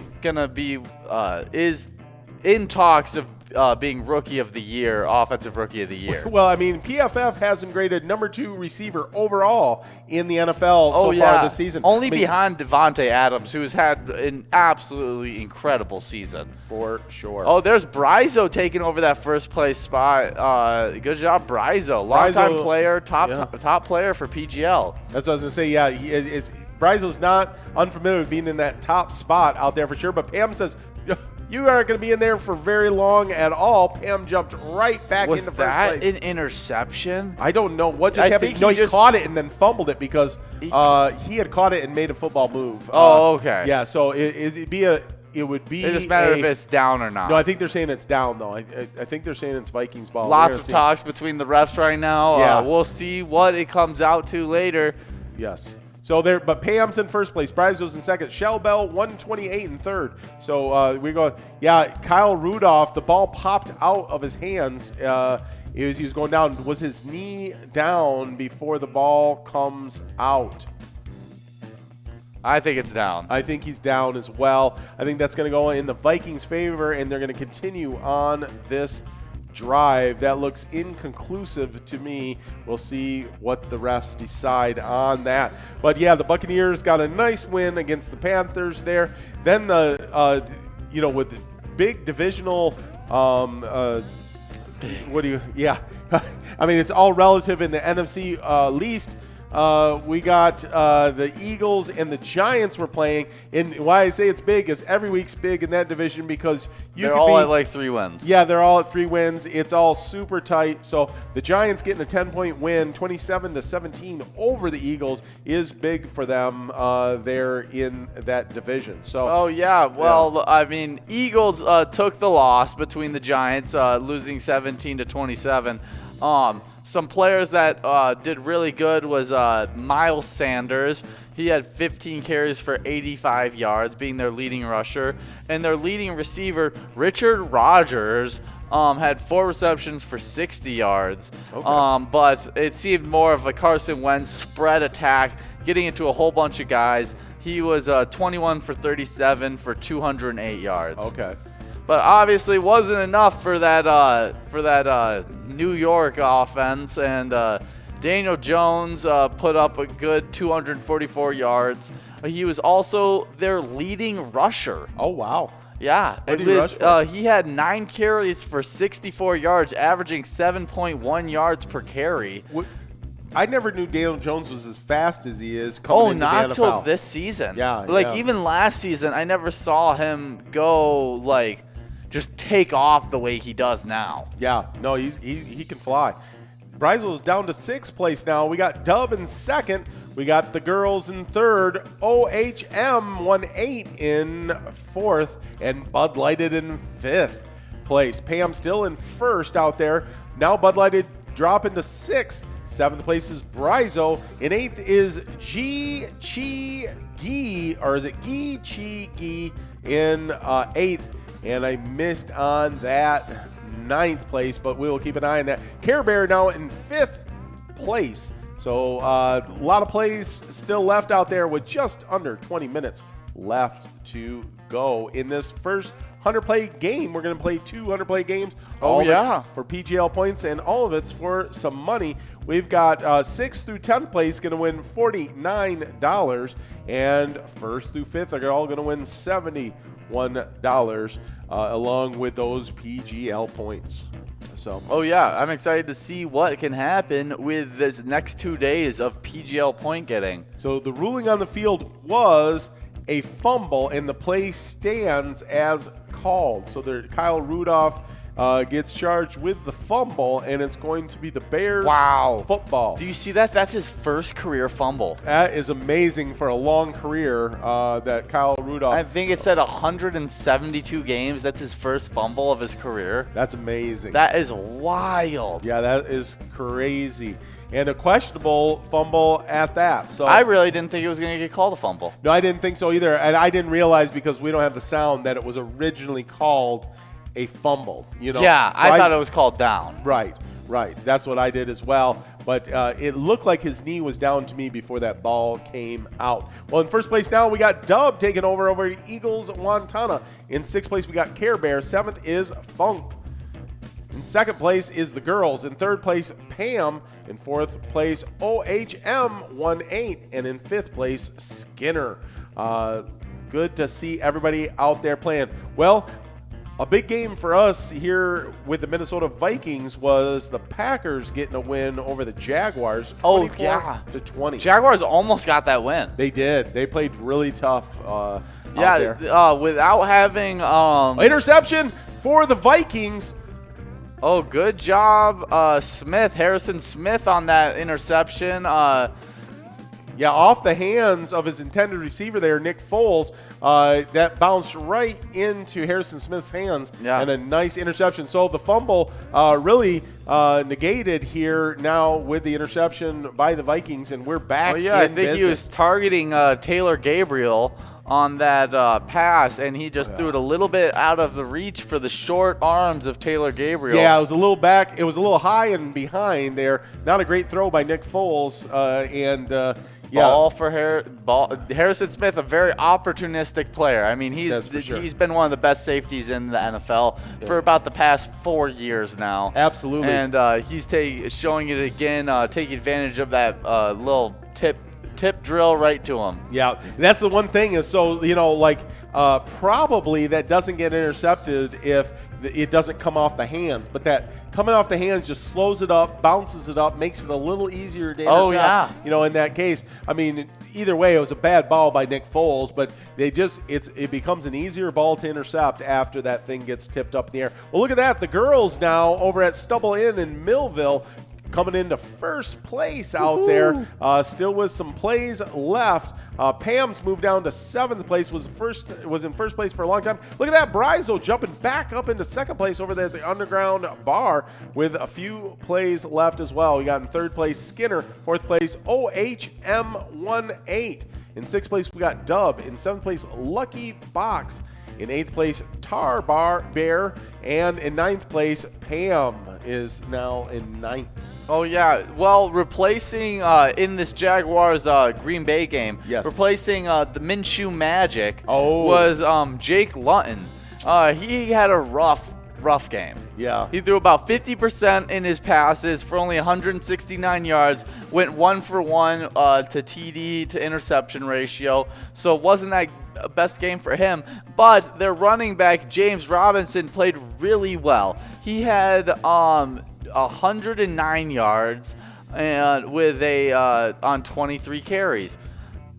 Their defense, they did have a defensive touchdown from Sidney Jones. Okay. Yeah, he's a cornerback for the Eagles, and not for the Eagles, was former Eagles cornerback, now plays for the Jacksonville Jaguars. He had a TD, which really helped out that game as well. There you go. Sometimes if you get a defensive touchdown, that can help out, especially when a player coming in, for whoever's been getting the majority of the reps in practice, like Gardner Minshew.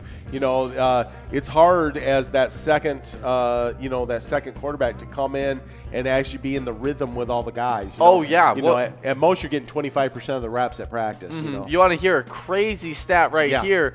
That is Marquez Valdez-Scantling. He had 4 receptions for 149 yards. Wow. That's almost all of his passing yards. Oh, yeah. So, that is a huge average per catch. You want to take a guess on what that average would be around? How many did you say?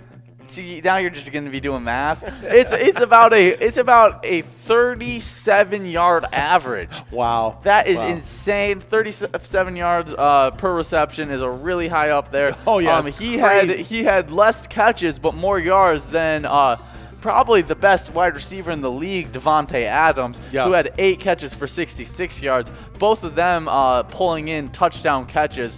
Really good game for Aaron Rodgers as well. Yeah, there you go. So the Packers did pull out the win to stay comfortably in the lead in the NFC North.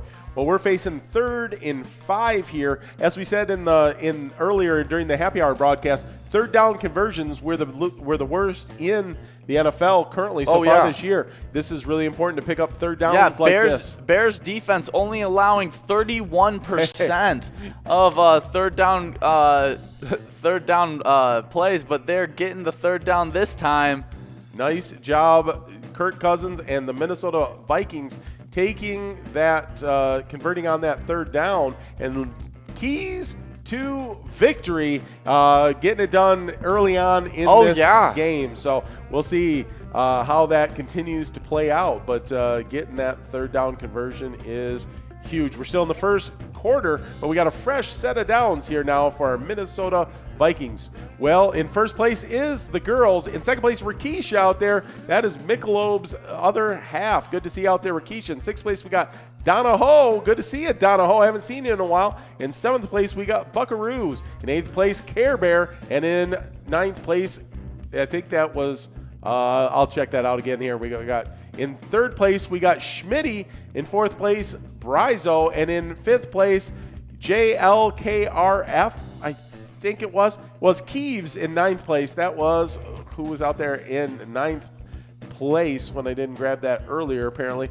But we've got a nice grab by Justin Jefferson there, getting close to the 1st down. It's going to be 3rd down, and I say about 3 yards. We're going to see here as they pull up that exact number. Oh, yeah. Well, the JLKRF, I think that is what I said. The Vikings put teams in a very hard spot when they get into this 3rd down and short. Even though we're really bad, we haven't been great converting on 3rd down. Being able to sell out on run or sell out on pass, you really can't do against the Vikings because they have threats all over. Offensively, they are just stacked on the skilled position side. Absolutely. Oh, he take a shot at the end zone, and he catches it. There it is, a touchdown. Adam Thielen. Hey, nicely done for Kirk Cousins to Adam Thielen. Loving that. That was a beautiful passing catch. Oh, my goodness. And he caught it with that one hand and just cradled it into his body. Beautiful throw at Kirk Cousins, trying to get rid of this Monday night curse. That's a good way to get it gone. Well, Look at that was catch. Smothered. He was smothered on that. Yeah. Great coverage by Chicago's cornerback. Absolutely. And just better ball and better hands by Adam Thielen and Kirk Cousins. Oh, my goodness. That is good football right there, folks. You can't do it any better than that. Taking the shot on 3rd and 3, taking the shot at the end zone. Forget the 1st down. Let's go ahead and score. That's the benefit of having a Dalvin Cook is you lose that over-top coverage because they're bringing in more guys to worry about getting the handoff to Dalvin Cook and getting those, picking up that 1st down. They're saying, hey, we're going to stop that 1st down. They're like, okay, we'll go get the touchdown then. That's right. And that drive was keyed off by that interception by Harrison Smith to get things rolling for our Minnesota Vikings. Of course, the Mo had gone down on the first ever in his career fumble by Kyle Rudolph, but then Harrison Smith said, "Don't worry, buddy, I got this," and went and got the interception and got things back rolling. Well, we are under 10 minutes now in this 100-play game, top 10, and the girls still in first place. Doesn't look like the girls have any more plays out there. Rakisha is in second. I don't see any plays for Rakisha as well. In sixth place, Care Bear has some more plays.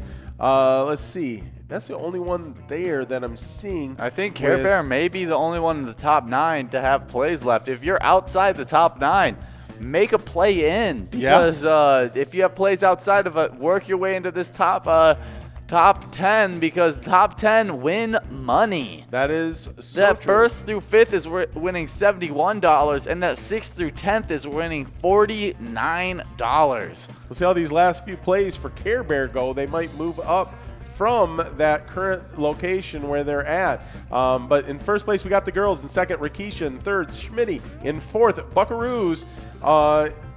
There's Care Bear in sixth place with some plays. JLKRF in seventh. Donna Ho in eighth place. And Keeves in ninth.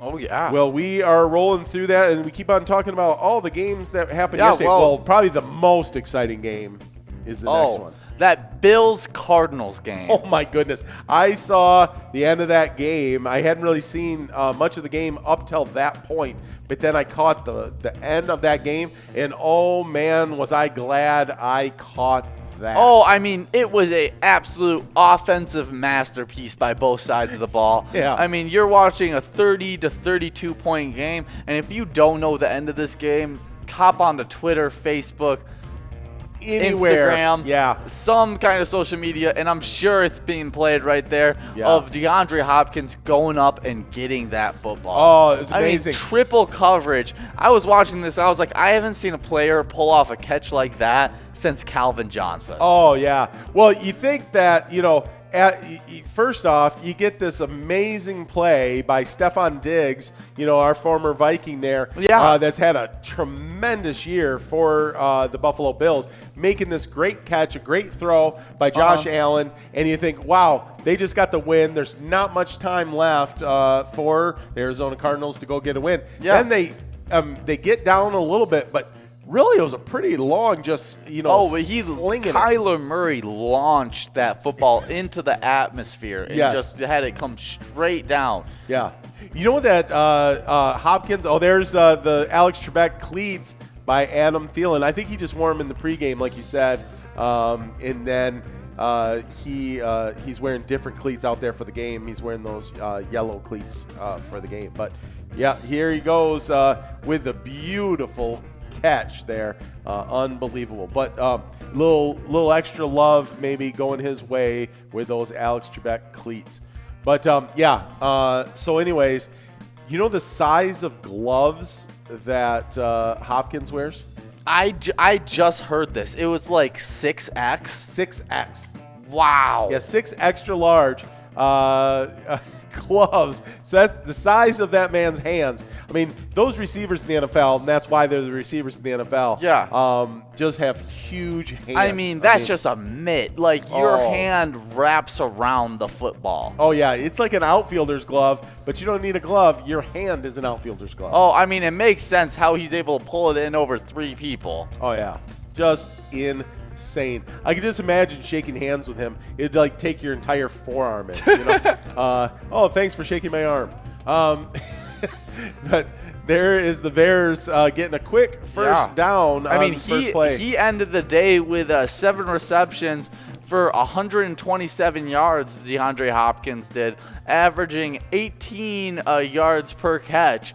For 1 touchdown. I mean, he had a really good game. So did running back Kenyon Drake, who had 16 rushes for 100 yards. Wow. He just came off injury the past 2 weeks, I think. Okay. And just came back and had a really nice showing. I think Kyler Murray, he's been putting up a really good season this season, showing improvement from being offensive He was offensive rookie of the year. Offensive rookie of the year. Yep. Showing much improvement since then, and is showing that he's a franchise quarterback. Yeah, I mean, and amazing for such a short, small guy, that he's able to pull off all that he has. But I think he came into the exact right system. Oh, yeah. What Cliff Kingsbury's doing down there in Arizona, it just couldn't be a better matchup for a player and a coach. Like they're perfect match. Deshaun Watson, I mean DeAndre Hopkins is really thriving off of joining up with Kyler Murray, and Kyler Murray's really enjoying having DeAndre Hopkins out there. For sure. And then Christian Kirk, he's not a bad receiver as well out there. No. Go ahead. It's just a really good team, both sides, Bills and Cardinals. Yeah, for sure. We're under 5 minutes left to get finished up with your plays out there in our top 9. Let's see. Oh, we got some new folks. We got Sufo Vahos over at the Clear Grit in 7th place now with a few plays left. It looks like Care Bear still has a few plays as well, has moved all the way up to 5th place now, and we'll keep looking at that as these 4 minutes go. But yeah, Bills came out of the gates strong, then struggled for a few weeks, then had a nice week last week, and then this week, unfortunately, just came out on the wrong side of a crazy game. Oh yeah, I mean that really was like, you can't ask DeAndre Hopkins to do that twice. No, that's an insane play. Yeah, it really is. Jumped up in the middle of like 4 guys. There's at least 3 if you see that play. Yeah, there's a former Vikings receiver out there playing running back. Yeah, there you go. Cordell Patterson. Yeah. Isn't that interesting that he was Vikings for quite a few years. He was a receiver for the Vikings and special teams specialist, and has found himself at a couple teams now being their running back. Yeah, I know, it's interesting. Wearing that 84 in the backfield is a strange look to see, but he's doing a nice job. Wide receiver with 100+ backfield snaps since 2017. Yeah, he's really found a really good spot for him as a running back. Yeah. Foles slinging it out there, and the catch is made out in the flats, deep flats, out there for number 12, reeling that in. That's Allen Robinson there, former Jaguars receiver. Yeah, he's a very good hands receiver, runs nice routes, drug that foot, did a nice job. There's another nice run. They're driving on our Vikings. They're down inside the 20-yard line, and we'll see if this ends up in points. Probably some kind of points here for the Bears. Oh, that was a beautiful toe tap by Allen Robinson at that sideline. But let's hope that we can hold them to a field goal right here. Keep them from getting that 7 points, and we can build on this lead that we've already started up. Yes. We only have about a minute and 50 seconds left to get the rest of your plays in. So get your plays in. See if you can get into this top 10. I think Care Bears used up their plays now. Let's see if anybody else.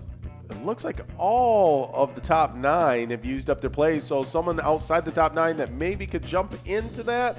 But right now, our top 9 on the leaderboard, looks like all their plays are used up at this point. We're under a minute and a half left to get all your plays in. Of course, it's $71 if you finish 1st through 5th, and it is $49 if you finish 6th through 10th.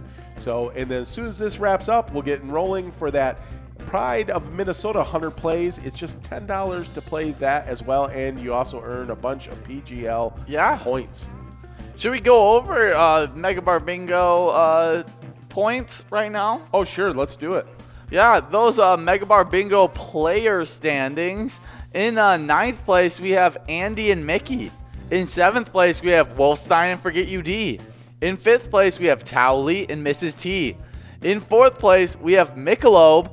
And in 3rd place, we have Yags 370. In 2nd place, we have Mrs. Yags. And in 1st place, we have Spanky. Yeah, and those locations for the Mega Bar Bingo standings is in 10th place, we got a tie with the Underground Bar and Grill in Mankato and St. Cloud Eagles. In 9th place is VFW Austin. In 8th place, Monty's Sports Bar in Spring Lake Park. 7th place, Riverboat Depot in Sartell. 6th place is VFW Brooklyn Park. Hey, there's the girls over at the Stumble Inn in Millville winning that 100-play top 10 game. Congratulations to the girls and congratulations for all of our top 10 players winning money tonight. So we are super excited for all of you guys getting the win, and congratulations. And so to finish up those Mega Bar Bingo location standings, in 5th place is the Bar Hastings. In Hastings, the 4th place is American Legion Fridley. In 3rd place, Eagles of Wantana. In 2nd place, Neeson's Gaylord. And in 1st place, Carboni's Pizza CR Billiards in Coon Rapids. And we'll be right back with you guys for this Pride of Minnesota. We're going to go on break for a little bit. See ya. See you guys.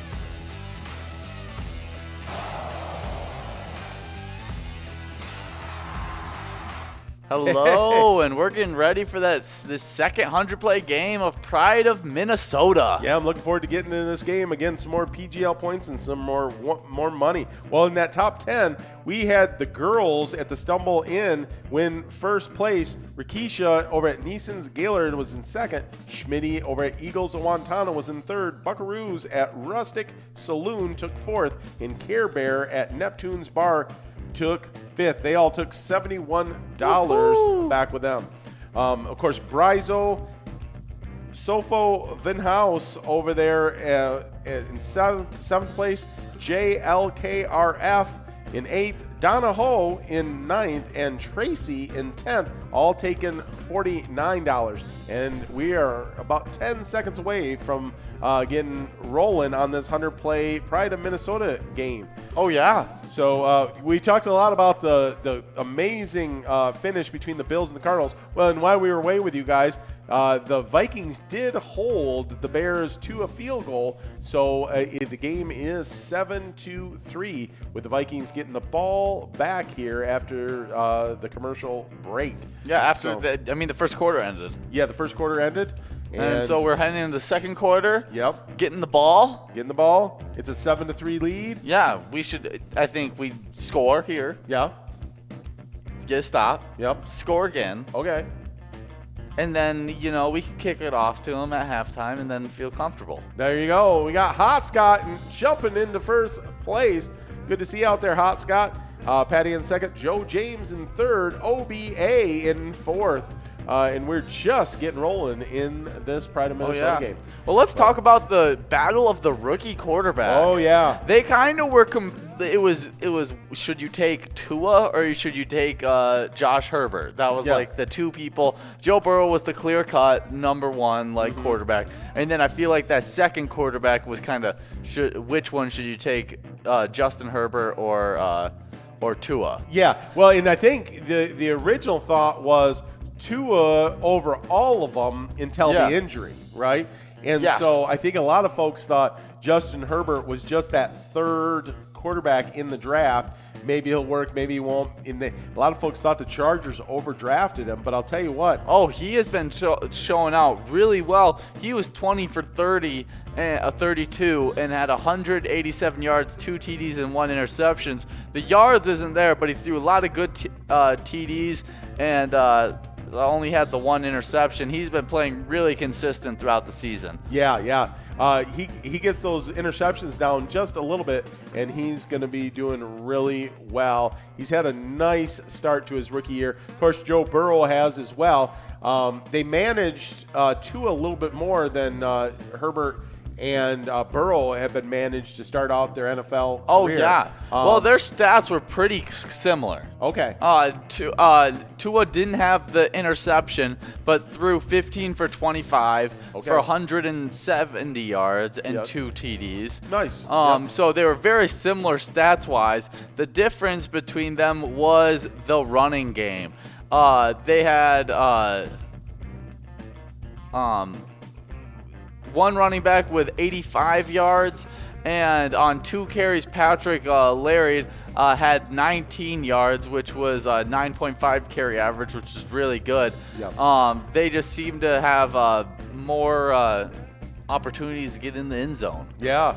Well, it was a close game, 29-21, just a 1 score. What's funny? Difference. What's funny is the Chargers are now 2-7, and that's the first game that they've lost for more than 7 points. Wow, it's amazing. Before this last game, there was only 2 teams that hadn't lost a game under 7 points, more than 7 points, and that was the Los Angeles Chargers. Okay. And the undefeated team, Steelers. Amazing, yeah. So it's crazy that they're 2-7, but they are so close to becoming one of those top teams that it's just they're right there. They just need one more piece on the defense and one more piece on the offense. Getting Austin Eckler back would probably be a complete game changer for this Chargers offense. I would not be surprised if we could see next year a spring from being one of the lower teams in the league to being one of the best teams in the league, kind of like the 49ers did when they got Garoppolo healthy. Yep. So, yeah, no, that'll be interesting. I mean, and that was still just 8 points even in that game, so it's still a one-score game. There's Patty jumping out into first place ahead of Hot Scott, moving into that first slot. Congratulations, Patty. We'll see. We still got just under 25 minutes left to get all of those 100 plays in. Everyone's got lots of plays, it looks like, out there on our top 9.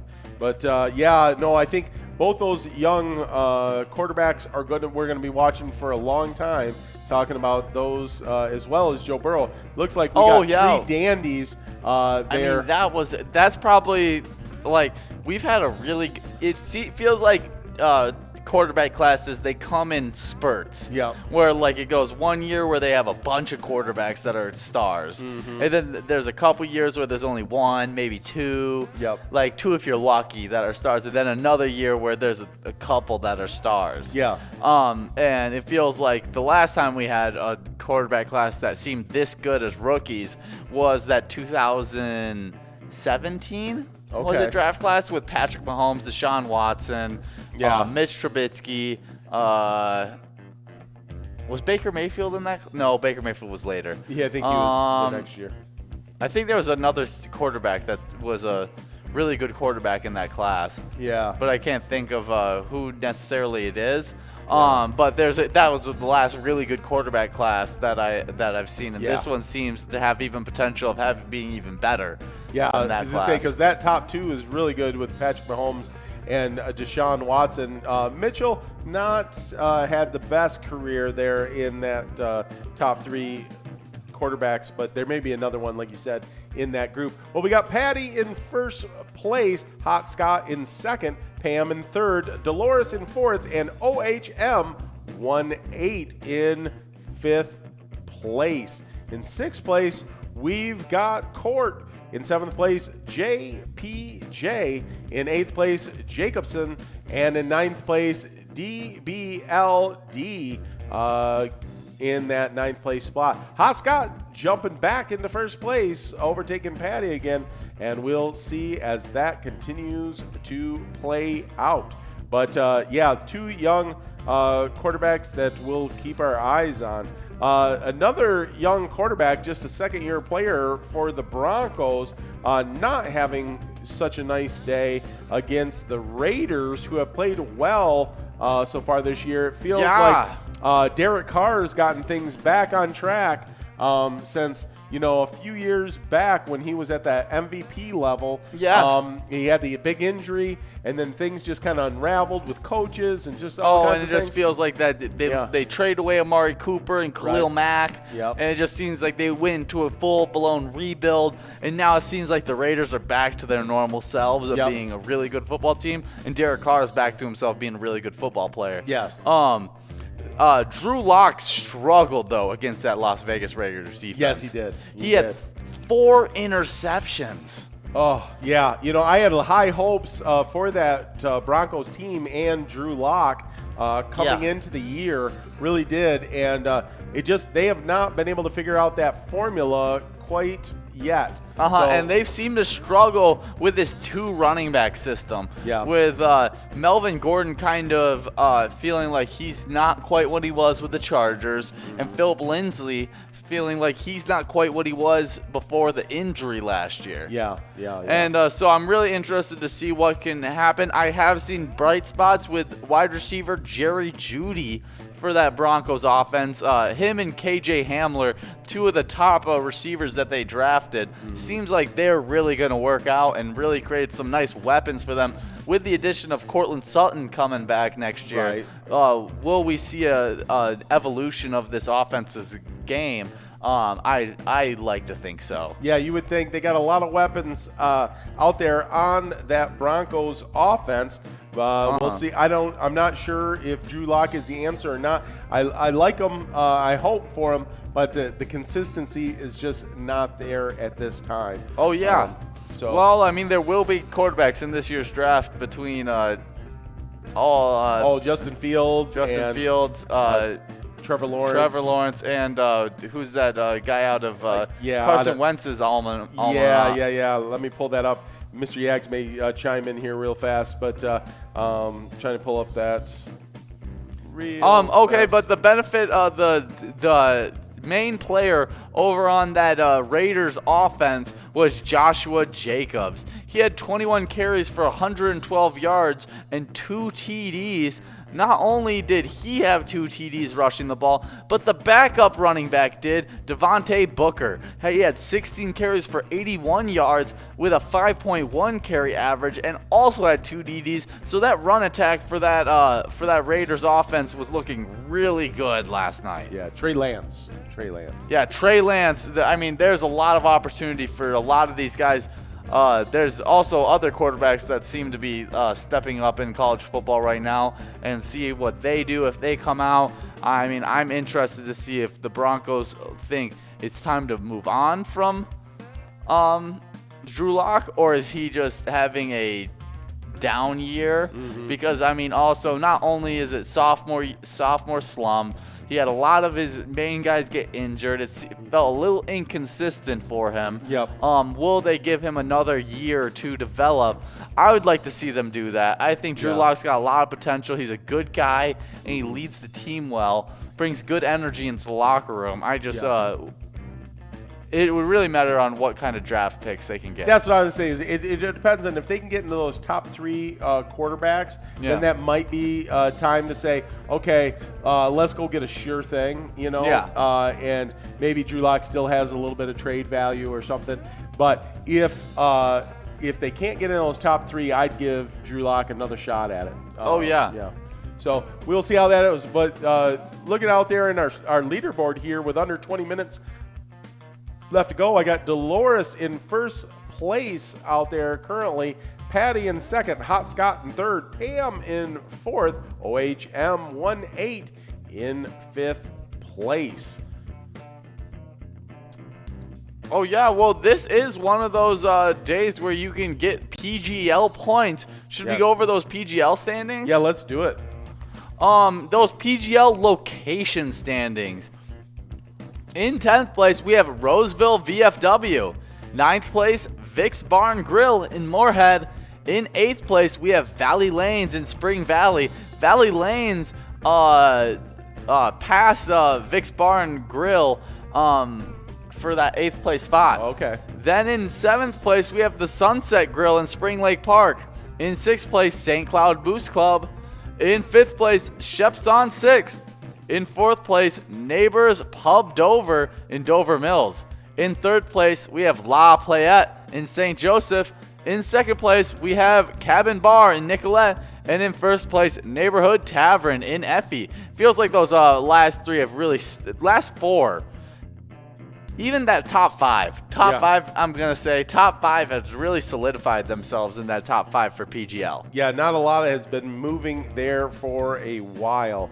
In our PGL player standings, we got in 10th place, I Am the Fortunate One over at Shore 96. In 9th place, Brizo, we've seen him out there playing tonight over at the Underground Bar and Grill. In 8th place is Bones over at Duffy's Bar and Grill. In 7th place, Ramrod at Spare Time Lanes. In 6th place, Drumskeet at the Underground Bar and Grill. And then in 5th place, starts our Million Point Club. We got Worksies at St. Cloud Moose Club. In 4th place, McBessa at Shore 96. 3rd place, Forget You D over at Eagles Austin. In 2nd place, Sarah Honey at Eagles Austin as well. And in 1st place, Cancer Sucks over at Clearwater Corners. So that is our PGL players and location top 10 standings in the state of Minnesota. Yeah. So that is awesome. We tomorrow, of course, these are back-to-back Bingo Palooza days because tomorrow is the official Bingo Palooza day. It is Tuesday around here on the mothership, and we know that we'll kick off the day with we'll be here with the folks giving them a little Vikings bingo at lunchtime. Oh yeah! And then at happy hour we'll have Cash Crew 2 with you guys, bringing you guys 13 games of Jackpot Hunter. that major jackpot is really getting up there. Oh, it really is. Over 12. It's grand. only it's less than $1,000 away, I think, from getting from clicking over to 51 balls. Oh, nice.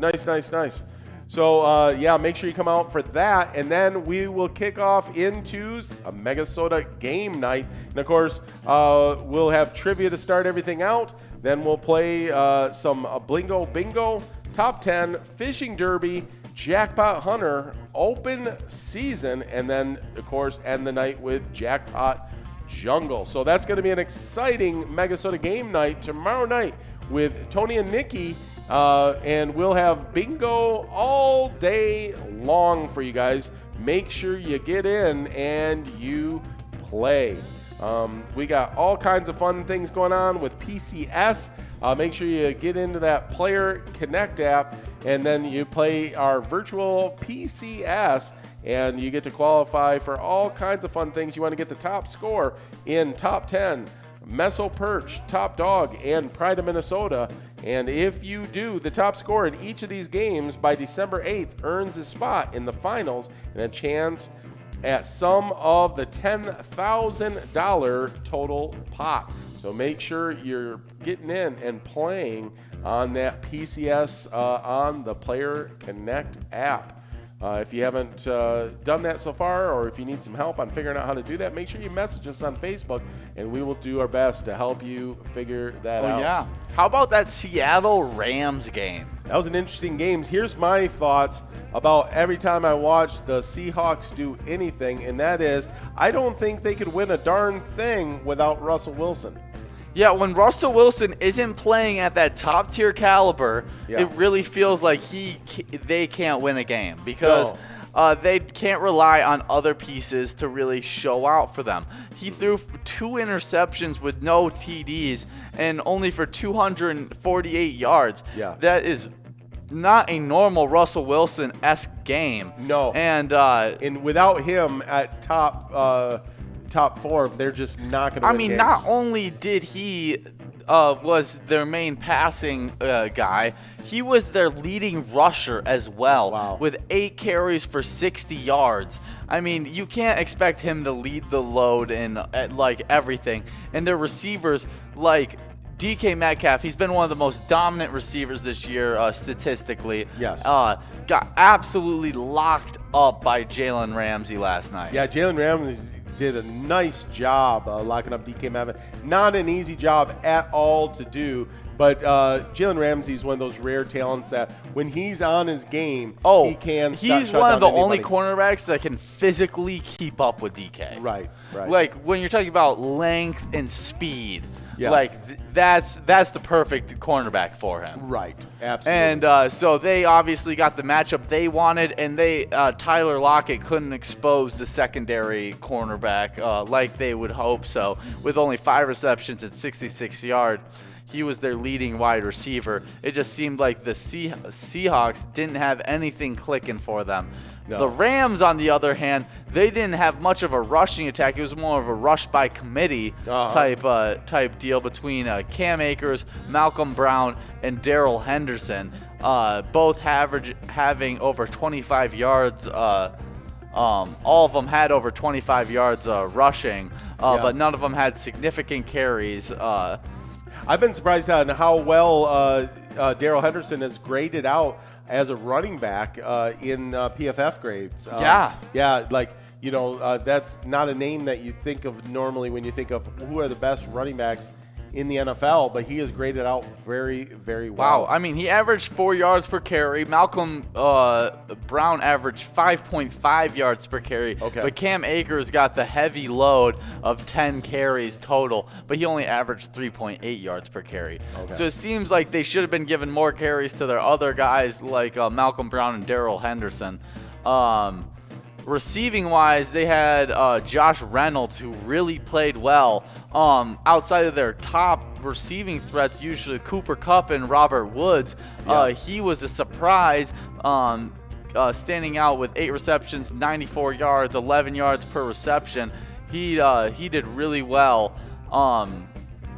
Yeah. leading in receptions and receiving yards. Just looking out there, that Dalvin Cook just had a really nice run through some arm tackles and getting the first down for our Minnesota Vikings. So it was back on the drive again here. Hopefully get a touchdown here before the end of the first half. Oh, yeah. And see what we can get done here. Look at there. Nice. Another first down. Fighting for extra yards is Jefferson. Nicely done, Rook. We're really getting a nice drive here going. Well, we're under 10 minutes now left in this Pride of Minnesota 100-play game. We got Patty out there in first place. Patty's been sitting there for a little bit now. In second place, we got Hot Scott. In third place, Dolores. In fourth place, Joe James. And in fifth place, Rakisha over at Neeson's Gaylord. In sixth place, we got Court. In seventh place, LUAP. In eighth place, Pam. And in ninth place, Towley. Good to see you out there, Towley. Towley's in our standings. Over in our Mega Bar Bingo player standings, Towley's sitting in fifth place, tied up with Mrs. T. Oh, yeah. Well, the Bengals-Steelers game kind of ended up how we'd expected to, being 10-36. Yeah. Steelers winning 36, Bengals 10. Joe Burrow had a pretty decent game with 213 yards and a TD, but besides him, there wasn't much of a shining light. Yeah. Maybe Sean Williams, who had one carry for 39 yards. Well, that's a nice yards per carry average. Just not enough of them to make a big difference. T. Higgins had a really good game with 7 receptions, 115 yards, averaging 16 yards per reception, and had a TD to go along with that. So that was a pretty good game for him. But Steelers just overpowered them, outmatched them. Ben Roethlisberger had 4 TDs for 330 yards. They had a little bit of a rush by committee between James Conner, Benny Snell, and Ben Roethlisberger actually took it for 1 rush. Okay. Receiving, not a big day for James Conner this Sunday. But receiving wise, Dante Johnson was the leading receiver. Had 116 yards for 19 yards per reception. Wow. But the leading in catches was Juju Smith-Schuster with 9 receptions for 77 yards. Great route runner, good hands. Juju Schuster's a great. I mean, he's a big, strong body that goes and gets the ball. Yes, absolutely. I mean, I think what they had with that whole entire Juju and Antonio Brown was a really perfect matchup. Oh, yeah. Because the Antonio Brown, he spreads the field. He really makes defenses, and Juju Smith-Schuster is such a reliable hands target. I think it was really working out well for them until Antonio Brown kind of ruined it. But hopefully he's got himself back on track with the Tampa Bay Buccaneers. Seems like he might have. He's found a friend in Tom Brady, and that's a good friend to have. Yeah. Got a little bit of an influence. That's right. Well, we hope everything works out for Antonio and that he's got everything back on track. But yeah, the Steelers Bengals, that's about what you expect, 36-10. Bengals are young, have some talent out there, but just not quite there. And of course the Steelers are just consistently good. I think that Mike Tomlin just has the machine rolling. Oh, there. He does. And one of the top coaches in the NFL, a bunch of the top players in the NFL, and that's why they're undefeated. They know how to draft receivers, that's for sure. Chase Claypool being added to that very large number of really good wide receivers. Yeah, I mean, if the Patriots don't seem to know how to draft a wide receiver at all.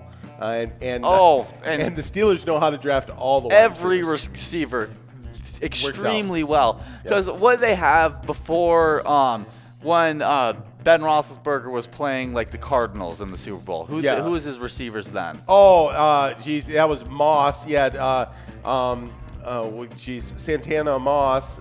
Santana Moss, Hines. Yep, Hines. Yep. Hines Ward. Well, those are good Just enough. those two, Those two are really good wide receivers. Then I think during their time with having them, they drafted Mike Wallace and Antonio Brown. Right.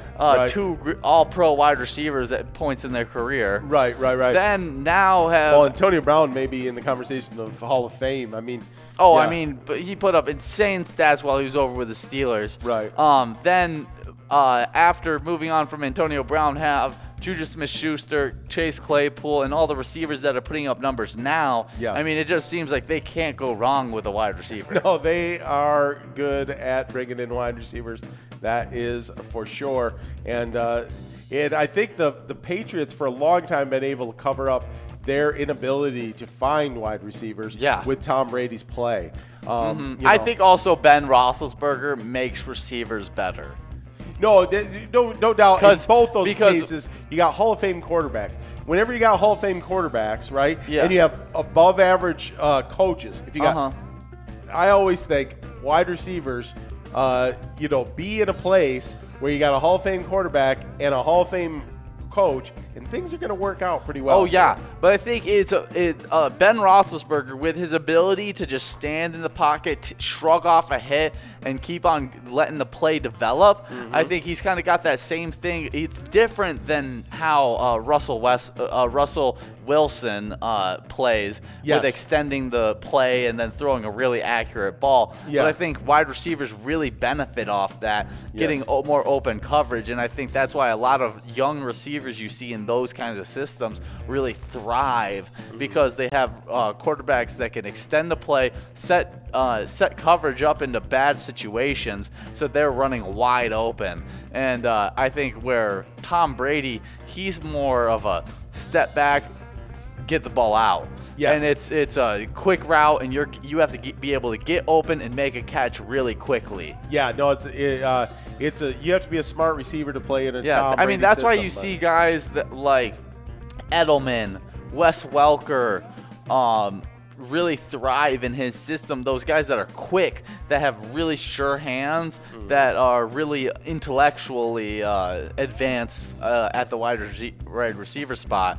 I think that's where you get a lot of that, the difference in receivers that trying to find them. Yeah, working in the right system. Well, we're under 3 minutes left to play now in this Pride of Minnesota 100-play game. We got Patty in first place. In sixth place, we got Towley. Seventh place, Court. In eighth place is LUAP. In ninth is Pam. Pam seems like she's been in the top 9 in both games all night long. Oh, yeah. Pam's been killing it. We got in second place, we got Hot Scott. In third place, Dolores. In fourth place, Joe James. And in fifth place, Rakisha. Good to see everybody out there playing. I don't think there's any plays left in our top 9. Let's see. I'll just double check that what I'm saying is true. Yeah, I do not see any. So it's going to have to come from outside the top 9 for any movement here in the last 2 minutes of this Pride of Minnesota. Remember that as soon as we're done with this Pride of Minnesota game, we're going to be getting enrolled for that 4 games of Vikings bingo. One of the things we did not want to see was Kirk Cousins turning the ball over. That has been plaguing him early this season. Seemed to have cleaned it up the last few weeks, but he throws an errant throw here. Let's see, and we were in Bears territory. Really not Kirk Cousins' fault, in the hands of Adam Thielen, and he just kind of coughed it up to Khalil a little payback for Taylor Gabriel popping up that ball to Harrison Smith. Yeah, I think a better thrown ball by Kirk Cousins than on the interception from Nick Foles. No, that's a little bit more. It was on Nick Foles on the other one. This one's on Adam Thielen that drop. And that's why not all interceptions are created equal. There is a difference in how that is. And that's why you look at those PFF grades and those kind of things to know, okay, yeah, sure, both Nick Foles and Kirk Cousins both threw interceptions, but is it, one was the receiver's fault, one was the quarterback's fault. Exactly. It can look very different. So, but the Bears get the ball in Vikings territory here with 1:51 left in the first half. Could get a score and then get the ball back coming out of halftime. Yeah, so, that's not what we want to see. Is them go down and score and then get the ball back, because that is a challenging thing to come back from, especially with a team going into the locker room with momentum. Yes. Getting to just live in that kind of just positive, you go into halftime, you just scored, took the lead. Yep. You're like, woo, it's time to go. And then the Vikings are going in, what do we need to do to get this thing, even though they've been leading the entire entire half. There it is, Patty over at Aardvark's Bar and Grill in Truman, taking that win in our Pride of Minnesota 100 play game. So congratulations, Patty, and to all of our top 10 players here in this 100 play game. But you're absolutely right. You do not want the Bears having momentum going into halftime, grabbing a lead. Hopefully we can keep them at worst to 3 points here and maintain that lead, because they get the ball coming out of half. It's going to go right back to the Bears. Well, that was nice to get some pressure. Oh, yeah. DJ Wanham getting some nice pressure on Nick Foles there. Yeah, well, we'll be right back at the start of this 4 games of Vikings bingo. See you then. All right, guys.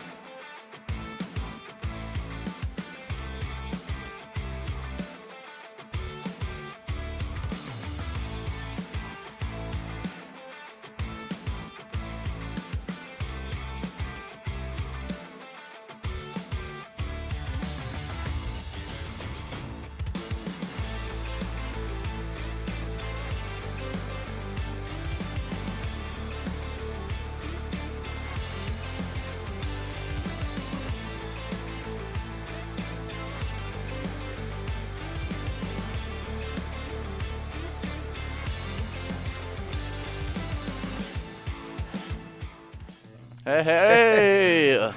We're excited to be back here just under a minute to get rolling in these first of 4 Vikings games. Look at that. Total prizes at $7,895. Hoping to give out a jackpot here in these 4 games of Vikings bingo. Glad to have everybody here with us.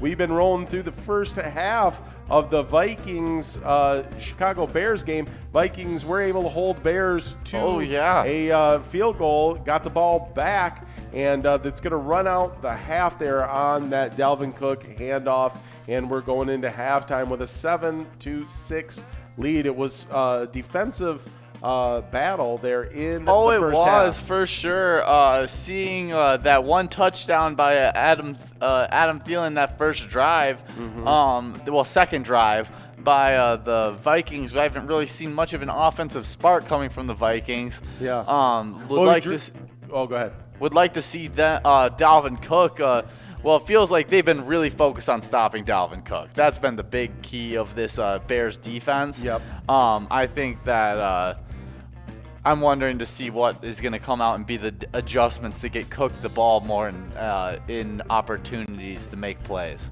Yeah, absolutely. Well, I think they've driven into Bears territory 3 times. You had the Kyle Rudolph fumble. Yeah. Then, of course, we got the interception, went and scored that touchdown, then went and got back into Bears territory again, and then Kirk Cousins throws the interception. Really not Kirk Cousins' interception. It was Adam Thielen's, challenge on that. But we've had three opportunities, only came out with 1 score. Yep, there's Jay Schultz over at Main Street Sports Bar in Hutchinson. Good job, Jay Schultz. And we're working on this $26 large M-shaped batter, trying to get this $7,779 jackpot 52-ball coverall. If we can get that done, that would be fantabulous. So we'll see how that goes. Oh, it looks multiple rib fractures and collapsed lung. Yeah. For Drew Brees there. Yeah, well, that happened last game with Drew Brees. He had a rough game, not a rough game, but he was 8 for 13 for 76 yards, and 1 TD got knocked out of the game. But then Jameis Winston came in, was 6 for 10, had 63 yards, and no TDs, no interceptions. But seeing that him come in, step into that offense and play really well, this will be interesting to see if he can really thrive in this offense. It's time to kind of get his reputation back intact after a rough season for the Buccaneers last year. There's Mad Dog and KJM taking that large M. KJM is at Forrester Dugout Bar, and Mad Dog's at Boudoir's Bar 2. And we're moving into that must-go coverall of $39 here in the game 1 of Vikings Bingo. Well, seeing the stats for these Saints, the big player here is Alvin Kamara. I mean, he is just Mr. Consistency. Yeah. There's Virgil and Shelljoy and J.H. Rapidan. Yeah. Over at Lake Bar and Grill in Lake Crystal. Virgil's over at Outlaws Bar and Grill in Springfield, and Shelljoy's over at Beef O'Brady's of Monticello.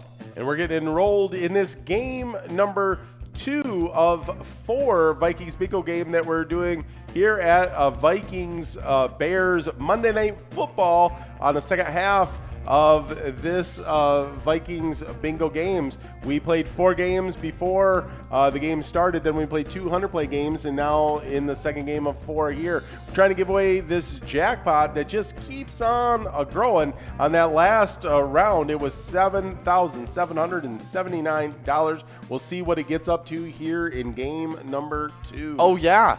Well, speaking of Alvin Kamara being Mr. Consistency, whether you could stop him in the run, You could stop him in the pass, but you can't do both at the same time. It feels like he was held to only 15 yards rushing, averaging only 1.9 yards per rush. He still had 2 TDs doing that, but obviously got shut down in his running attack.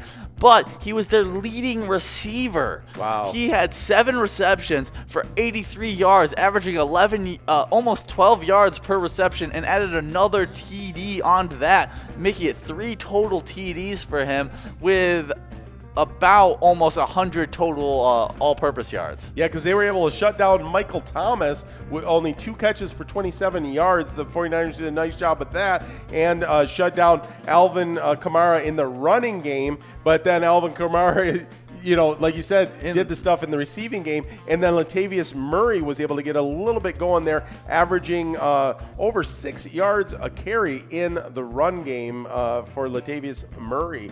So, and Taysom Hill did a little bit of damage as well, averaging over over 5.5 yards. The Swiss Army knife of the NFL, it feels like. He was able to get $15 million in this year's contract. Wow. Yeah, they like him down there at New Orleans. He does so many different things from trick plays, passing it. They're showing there, if you're watching that Monday Night Football broadcast, you just saw that catch by Hopkins there with his 6X hands bringing in that catch. Amazing finish. Oh, yeah. I mean, that was an absolutely insane catch. But back on the Swiss Army knife, Taysom Hill. He's been really good for them, playing so many different positions. Yep. One star player two star players that I really see here is both in the receiving category. Brandon Ayuk, rookie wide receiver, he had 7 receptions for 75 yards and a TD. And seeing Jordan Reed, backup tight end for George Kittle, step up with 5 receptions for 62 yards. I think that's huge for San Francisco in their future, with George Kittle being out. Yeah, absolutely. Well, balls are falling here in game number 2 of Vikings Bingo. Look at that jackpot. It's at $7,927 here in game number 2. We got a $29 line and large M prize. And Joe James over at the Aardvark Bar and Grill in Truman taking that line prize rather quickly, making short work of that. And we are already into that large M shape pattern. So I see already folks on the leaderboard on that. We're going to see if we can get that done here in that large M and get on to that jackpot. Oh, yeah. I see LSW 55 is making their way towards that, being only 4 balls away with only 22 balls drawn. Blue Eyes is now only 3 balls away. Well, they're working towards this really quickly, trying to get this jackpot out of here before it can hit $8,000. I think they are. They know that the folks may come flooding in to try to win that $8,000. Well, we're just watching Daniel Jones just moving in a run there as he led the Giants in rushing this week. Unbelievable. Well, I'll tell you what, a game that was an interesting game. The Ravens-Patriots, with the Patriots getting a win. 23-17 in an absolute unexpected game for them. I really thought that Baltimore was going to take that one. There's Fleiner over at Belchester Tavern. Good job, Fleiner. And we got a nice big run up at this $7,927 jackpot. A lot of folks within striking distance. This could happen. We see Fleiner, Matsis as well. Now Fleiner just 3 balls away. Fleiner can get this done here, folks. Let's see if they can get it. There they are. They're still in line. It could happen. Come on. And that's rolling over to game number 3. Yeah, that was a close one. Fleiner had the right count of balls to go, but just didn't quite get it done in time. So see Grizdecki joining them, and there's Fleiner over at Belchester Tavern, doing that in 58 balls. So they're just 6 balls short. Was just 1 ball away in time. Just never could get that right ball. But that means that jackpot's going to continue to grow. Going to be over $8 grand here in game number 3. And we got just 2 games left. Make sure you get enrolled. Make sure you push play. Just 25 cents a card. You can play up to 36 cards in these last 2 rounds. And we're going to try to give out this 8 grand here right about now. Oh, yeah. Well, I think that Baltimore-New England game, a lot of people put a lot of blame on Lamar Jackson. Yep, they do. Because he's the superstar. But I think that it's honestly more on those running backs. I haven't seen them really produce like I feel like they should be producing. Yeah. Lamar Jackson, he was 24 for 34 for 249 yards, 2 TDs to 1 interception. And that's not a game. That's not a you lost the game for him type of stats. No. Now, when I bring in the fact that he also led the team in rushing yards, you're thinking, oh, wow, that's a really good game. Yeah. But a lot of people put the blame on him. I mean, he had 55 yards, averaging 5 yards per rush. I mean, the next closest was Gus Edwards with 42 yards. And then J.K. Dobbins and Mark Ingram did not show at all with only 13 yards and 5 yards out of Mark Ingram. Yeah. I think we need to see more out of those two especially going forward if the Baltimore Ravens want to have the success that they think they can have. And I wonder how the offensive line was doing there. In a downpour, you expect a running-based team like the Ravens to be able to just dig in and go at it. When you got that kind of talent in the backfield running-wise, you should be able to get more yards in the running game than that.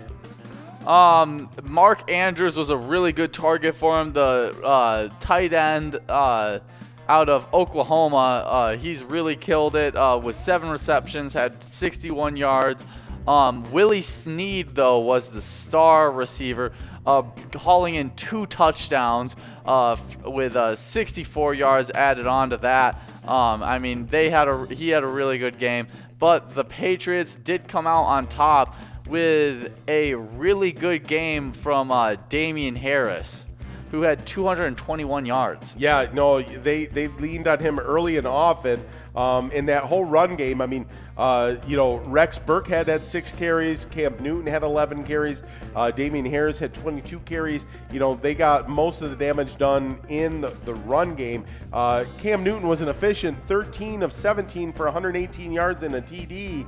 But that was not their bread and butter. In a downpour, that's all you want to ask for your quarterback is for him to be efficient, not to turn the ball over, and do your job well. And that's exactly what Cam Newton did. Yep. He ran the ball well and then passed the ball extremely efficiently and spread it out to a lot of wide receivers. Here we are, just 10 seconds left to get enrolled in this third game of 4 of Vikings Bingo here on the second half of our game day broadcast. We're about to have balls drop just about now. Funny little stat in that game, though, is you have a bunch of power backs, and Damian Harris had a really good game. But Rex Burkhead, who's a stereotypical power back, had 2 receiving TDs, led the team in TDs. Only Cam Newton trailing with 1 TD rushing the ball. It was really funny to see that there was only 2 other TDs scored outside of that, and they were receiving TDs from Rex Burkhead. That is amazing. There's Waldo. You were wondering, where's Waldo? Well, Waldo's right there. He's over at the Okabena Municipal Liquor Store winning a wine prize of $28. And we got a large M-shaped pattern here worth $28 on the line now. Try to make quick work of that and move on to this $8,068 52 ball jackpot. Try to get that done right now. But this is our game number 3. We got Virgil and Jay Schultz out there and then we got the girls, Mad Dog, Chem 91, Tina, all joining them, trying to get this large M done. So yeah, very interesting game there with the Ravens now. Ravens are 6-3, and the Patriots are up to 4-5 now. There's Virgil over at Outlaws Bar and Grill in Springfield. Good job, Virgil. We got a really nice run up at this $8,000 here. Oh, yeah, and the girls aren't too far out. No, look at that. The girls now 3 balls away at 40 balls. That is amazing. They got a nice shot at this. Uh-oh. The Bears are running for a TD here. Not what we wanted to see to start off the second half. That looked like it was a punt. Was that a punt return by Cordell Patterson? I don't know. I'm sorry. I was looking at the bingo game. That was a kick return. That was right out of halftime. I was just thinking, we just came right out of halftime. Yeah, kickoff. Kicked it off to Cordell Patterson, and he had a 103-yard kick return. That is a crazy. I mean, he is a special teams specialist. Really good in the special teams, as most Vikings fans know. If you followed the Vikings for a while, he used to be a really good special teams weapons for us. Now is killing it for the Bears, I guess. There's Waldo and Girl Power 22 splitting that $42 Musco, hitting that in 60 balls, which means this jackpot's going to continue to grow and roll over to our last game of the night. Oh, yeah. And that's a $8,000 jackpot right there. That's a good, nice prize. Absolutely. So we got just under 3 minutes to get enrolled in this next game. We're going to try to get this out. If for any reason we do not get this 52-ball coverall jackpot out in this last game of Vikings Bingo, well, Ian and I will be right back with you guys at noon tomorrow. Oh, yeah, we will. Playing 11 games of Vikings Bingo at lunchtime, and that just means that jackpot will have continued to grow. But let's go ahead and make a plan right here. Let's set a goal that one of you guys win this jackpot right now. Oh, yeah. Let's make it happen. Best course of action. Let's just say that's going to be the best avenue to joy this evening. Oh, I think that's the best way. I mean, it's a wonderful Monday night. Start your week off by winning a jackpot. Yeah. I mean, it can't get much better than that. I mean, things aren't awesome right now in the Bears-Vikings game, with the Bears leading 13-7. But I think it would begin to set things right if we got a jackpot out here in this final game of our game day broadcast.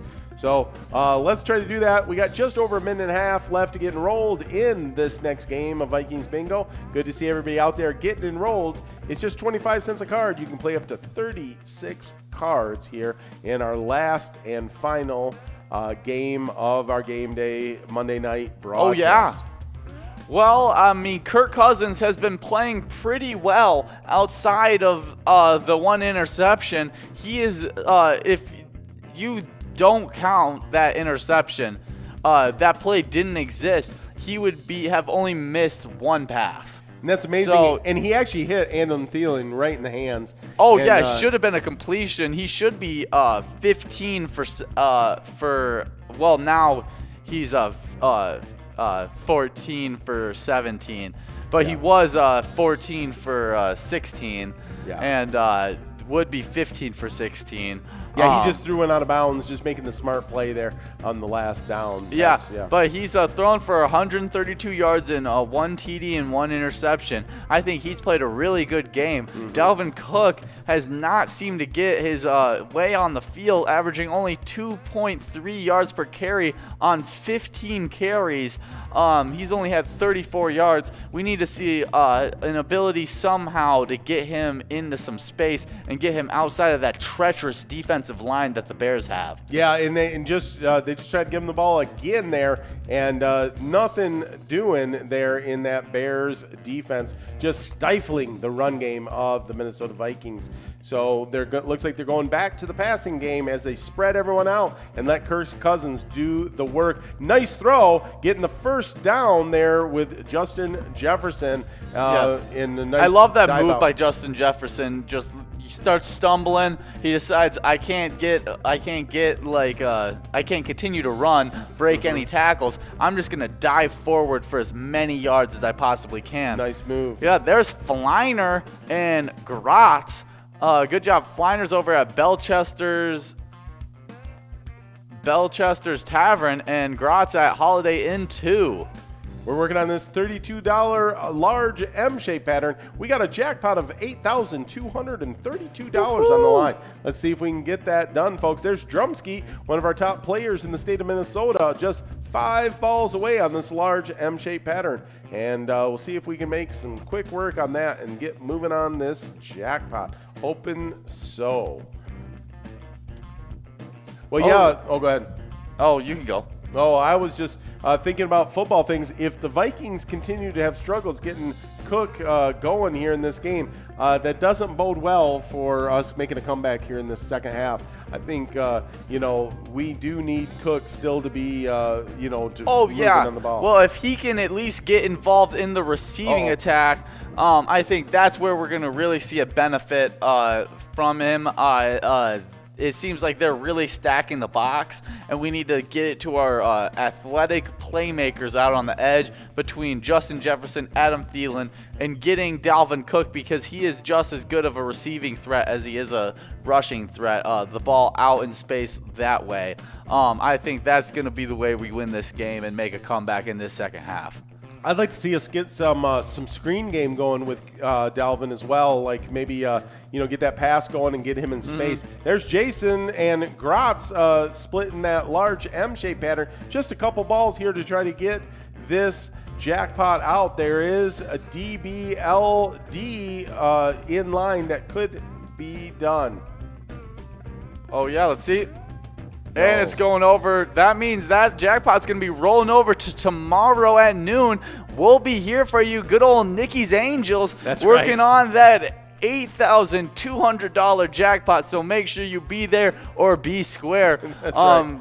There's JPJ over at Wildcats Bar and Grill. Good job, JPJ, to end the night on that must-go coverall of $48 on a 25-cent card. It has been a super fun night. Oh, it's been awesome being with you guys. And let's go SKOL Vikings. Let's go get the win, on a comeback win. Hey, they just got a punt, and we just recovered the ball. So good signs as we get off air good for the way Vikings. To end it. That's a great way. Yeah, I'm going to say, when you play Pilot Games, your community wins. Have a good night. Have a good night, guys.